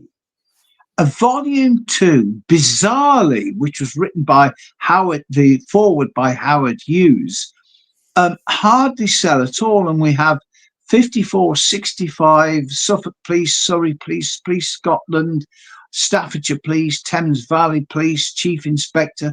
It goes on, right down to Cambridgeshire Police. And bizarrely, for some strange reason, they're in colour as well as black and white. And nobody, I don't know what it is, people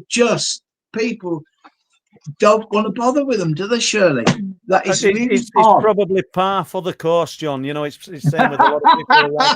Right, okay. John, we're coming up to 9 o'clock, and I don't know whether you want to continue with questions or whether you want Colonel Holt. No, questions is fine. Yeah.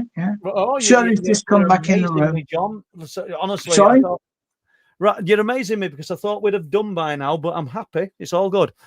Imagine consciousness is like a quantum computer, but even faster. That might be how the phenomena preempts us. Well, who's to say you're wrong, Rocky? You know.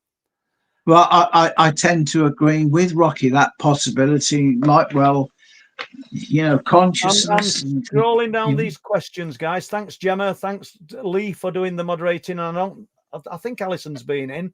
If she hasn't, thank her anyway, because she's given us loads of help in the past. I'm still scrolling down questions, John. I don't see any in caps at the moment. Soon as I run out of questions, I will close this down. And I did start a story about a triangle earlier.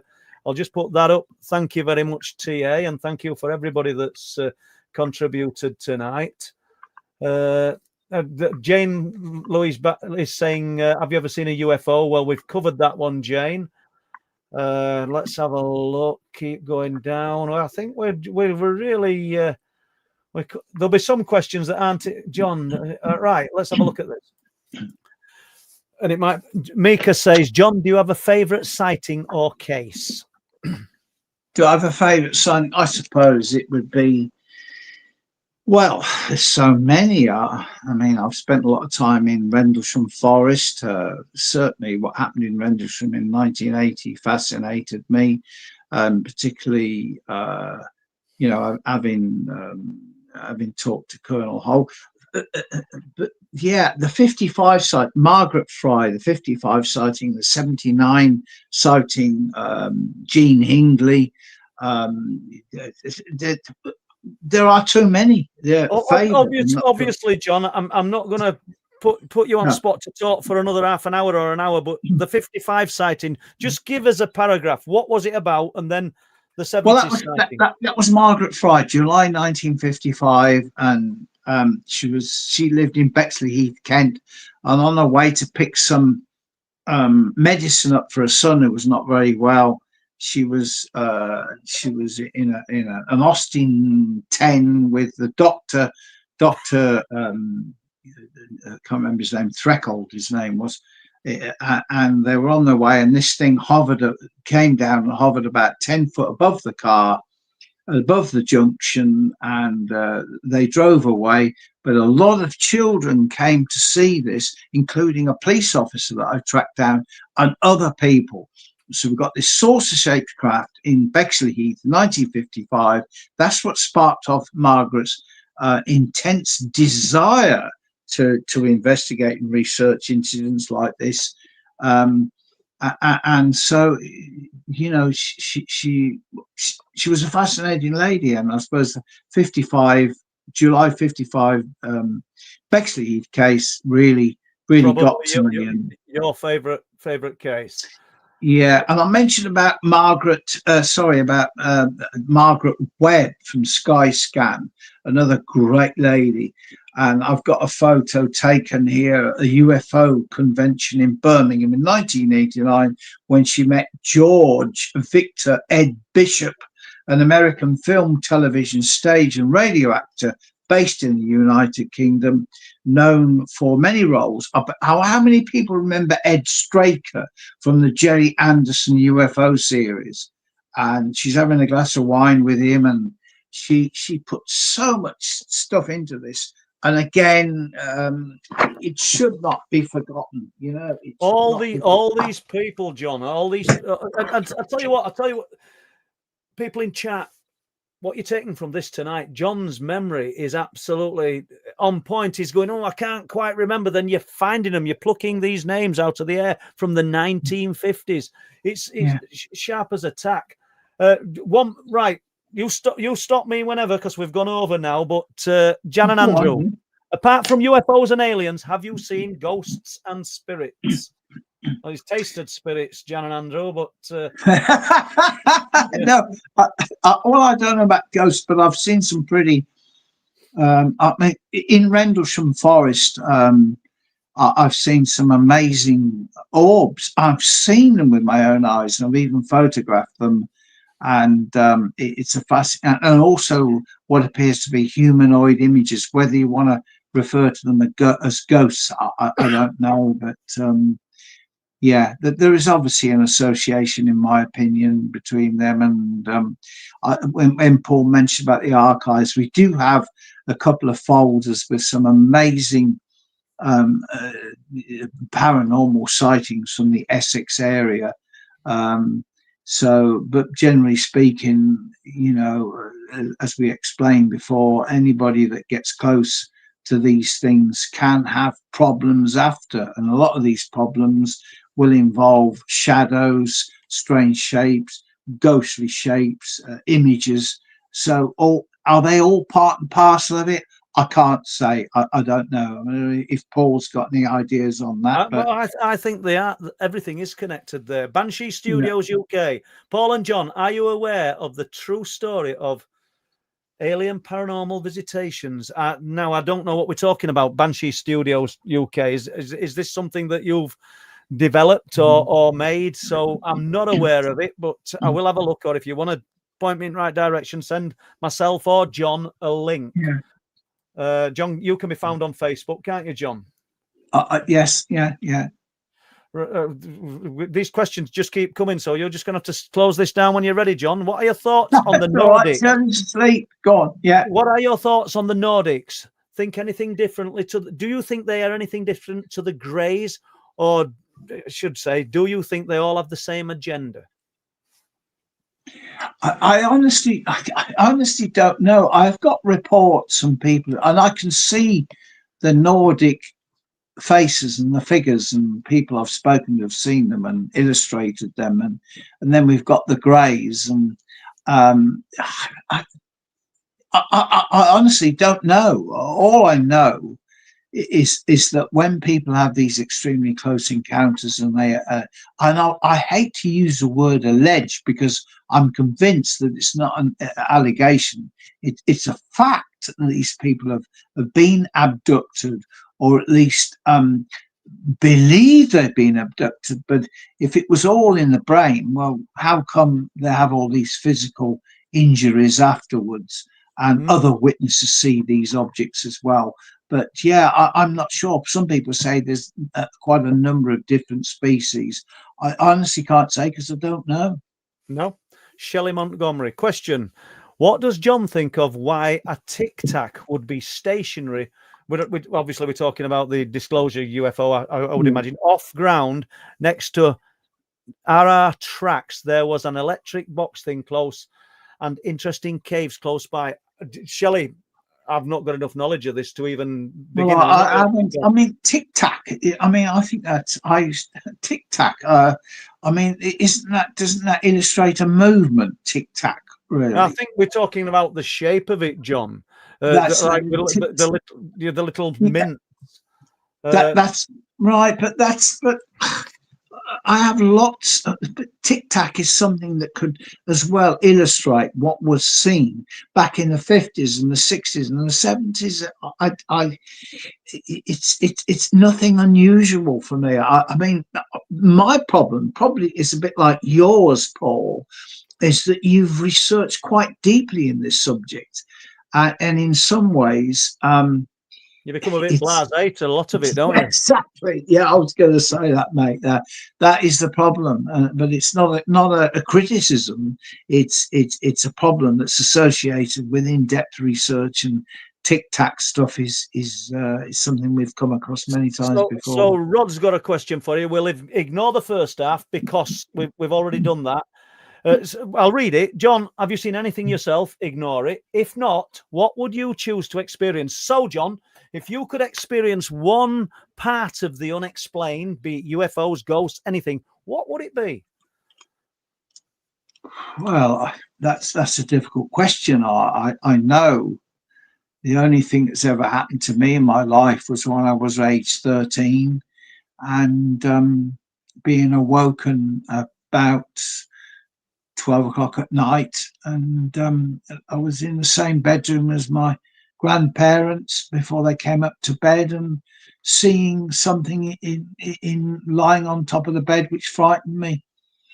And okay, some people will say, oh, you had a nightmare, you had a dream, but how come I remember seeing myself at that age? I could draw an image of myself at that age, wearing these blue silk sort of pajamas and seeing this horrific thing on the bed. Oh, I don't know. I can't give you any answers. Yeah, I can't explain it like yourself. But right, we'll try this one. Banshee Studios UK.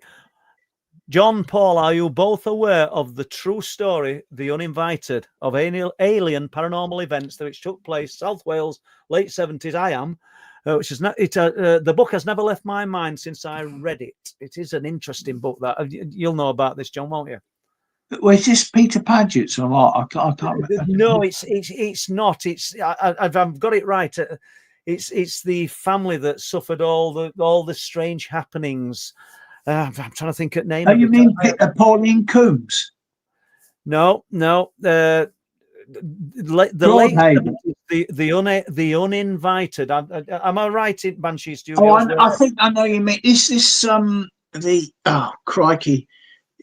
Is this the hotel just outside Broadhaven? No, it's not a hotel. It's not a hotel. I remember I think I've got the Uninvited book anyway. It's quite a slim book. The two. And they were seeing all sorts of things. I'm trying to think of the name of the farm. Banshee Studios. We're not going to get to your question as in any depth. I'm just trying to think about the farm. It's slipped from my mind, but I think I know of it. Yeah, the Uninvited. Yeah. Did he something to do with a raven in name at farm? I think in a road. Right. Let's have a look what Karen's saying. Bless you, John and Shirley. Blessings for the future to you both. Thank you, Karen. That's very kind of you to say that. Kind, yeah. But John, and we're going to close this down soon because John's give us. In fact, these questions, it's really sort of. It's been interesting. I think the questions are great, Paul. I really enjoy the questions because I've always said that if you give a talk. A lot of people give talks on UFOs, but when I went to Warminster, I actually stood up and said, well, has anybody seen anything?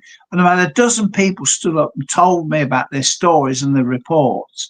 And that always, to me, takes courage, It takes courage. And we had a doubt, John. We've certainly got the best out of John Hanson with the questions because you respond to these better than the other part of us talking, without a doubt. Kenneth Arnold sighting they told you about last night, mate. I haven't, Peter. To be honest with you, I've been full on all day. And I literally have been full on all day. Let's have a look. There's a one for John here, but I will do though, Peter. John, thank you for giving us your time tonight. Absolutely brilliant. Thank you, Steve, and I'll echo that. Let's have a look. Peter Armstrong. We're going to have to close it down soon, guys. Apparently, go on, John. But sorry, Paul, but it's bothering me. The Uninvited, that wasn't the Fort Haven Hotel, was it? No, I don't think it was.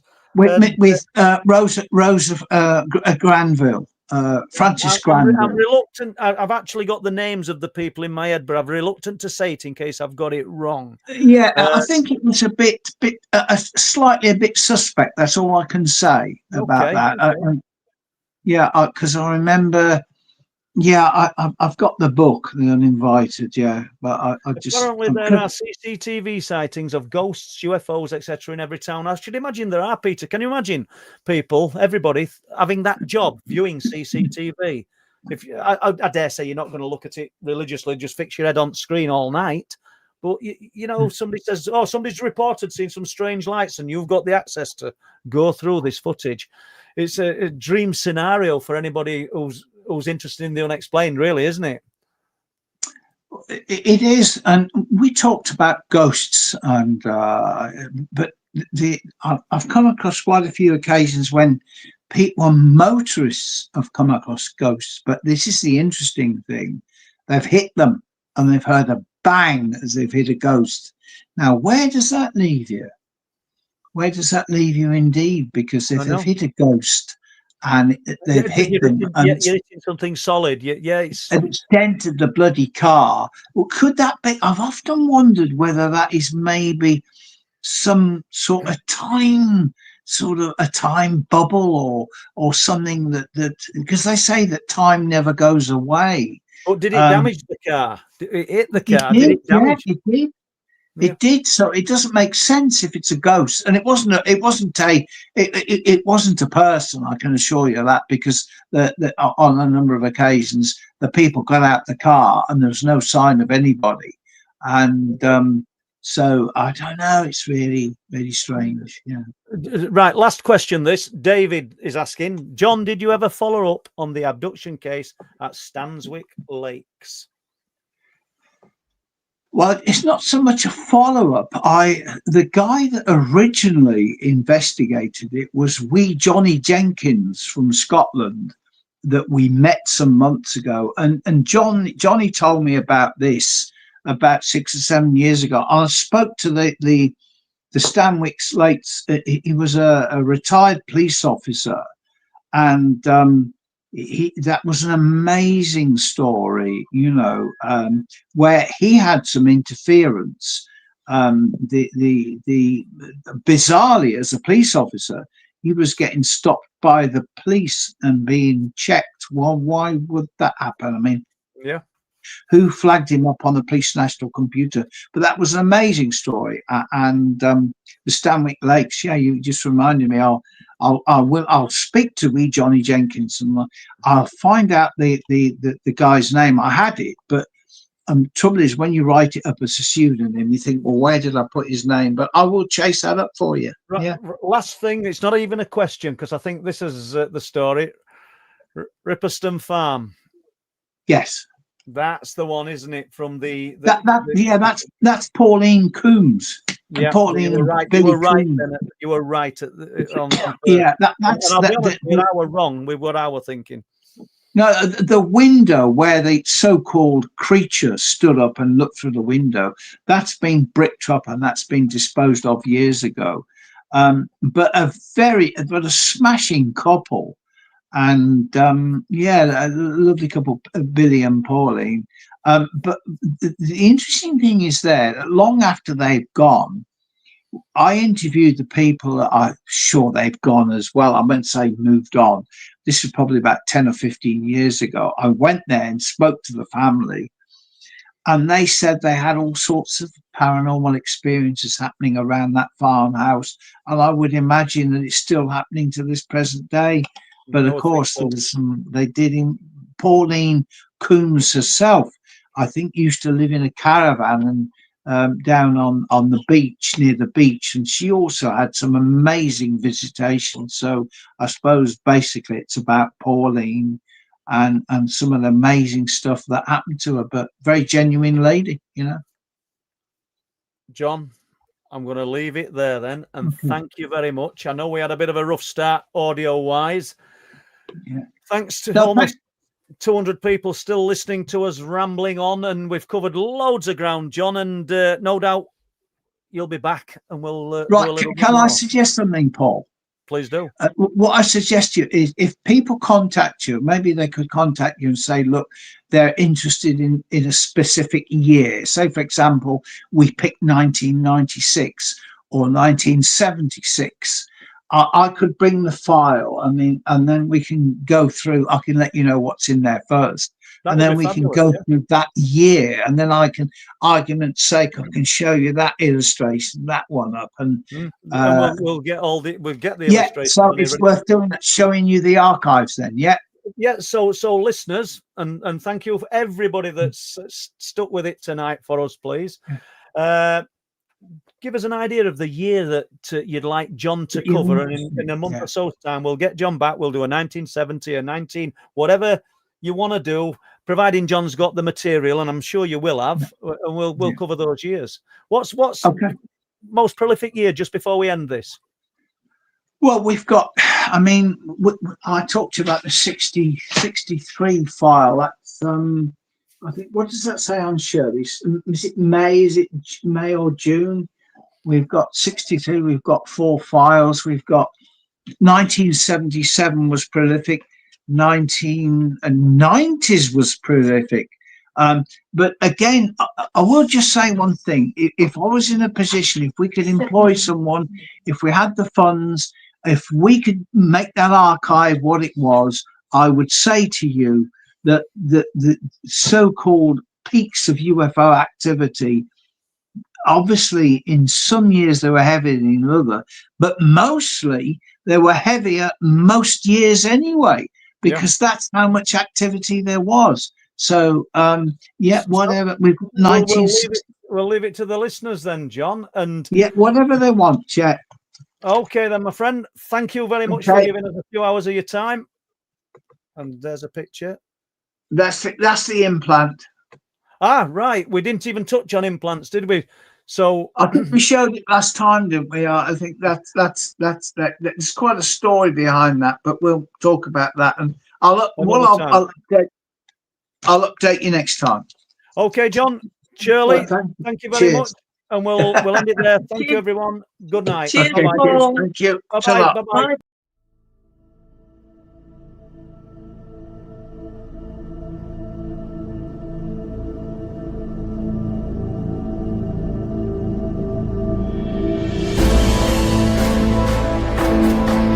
Oh, wow. Saw it twice. So it's like, oh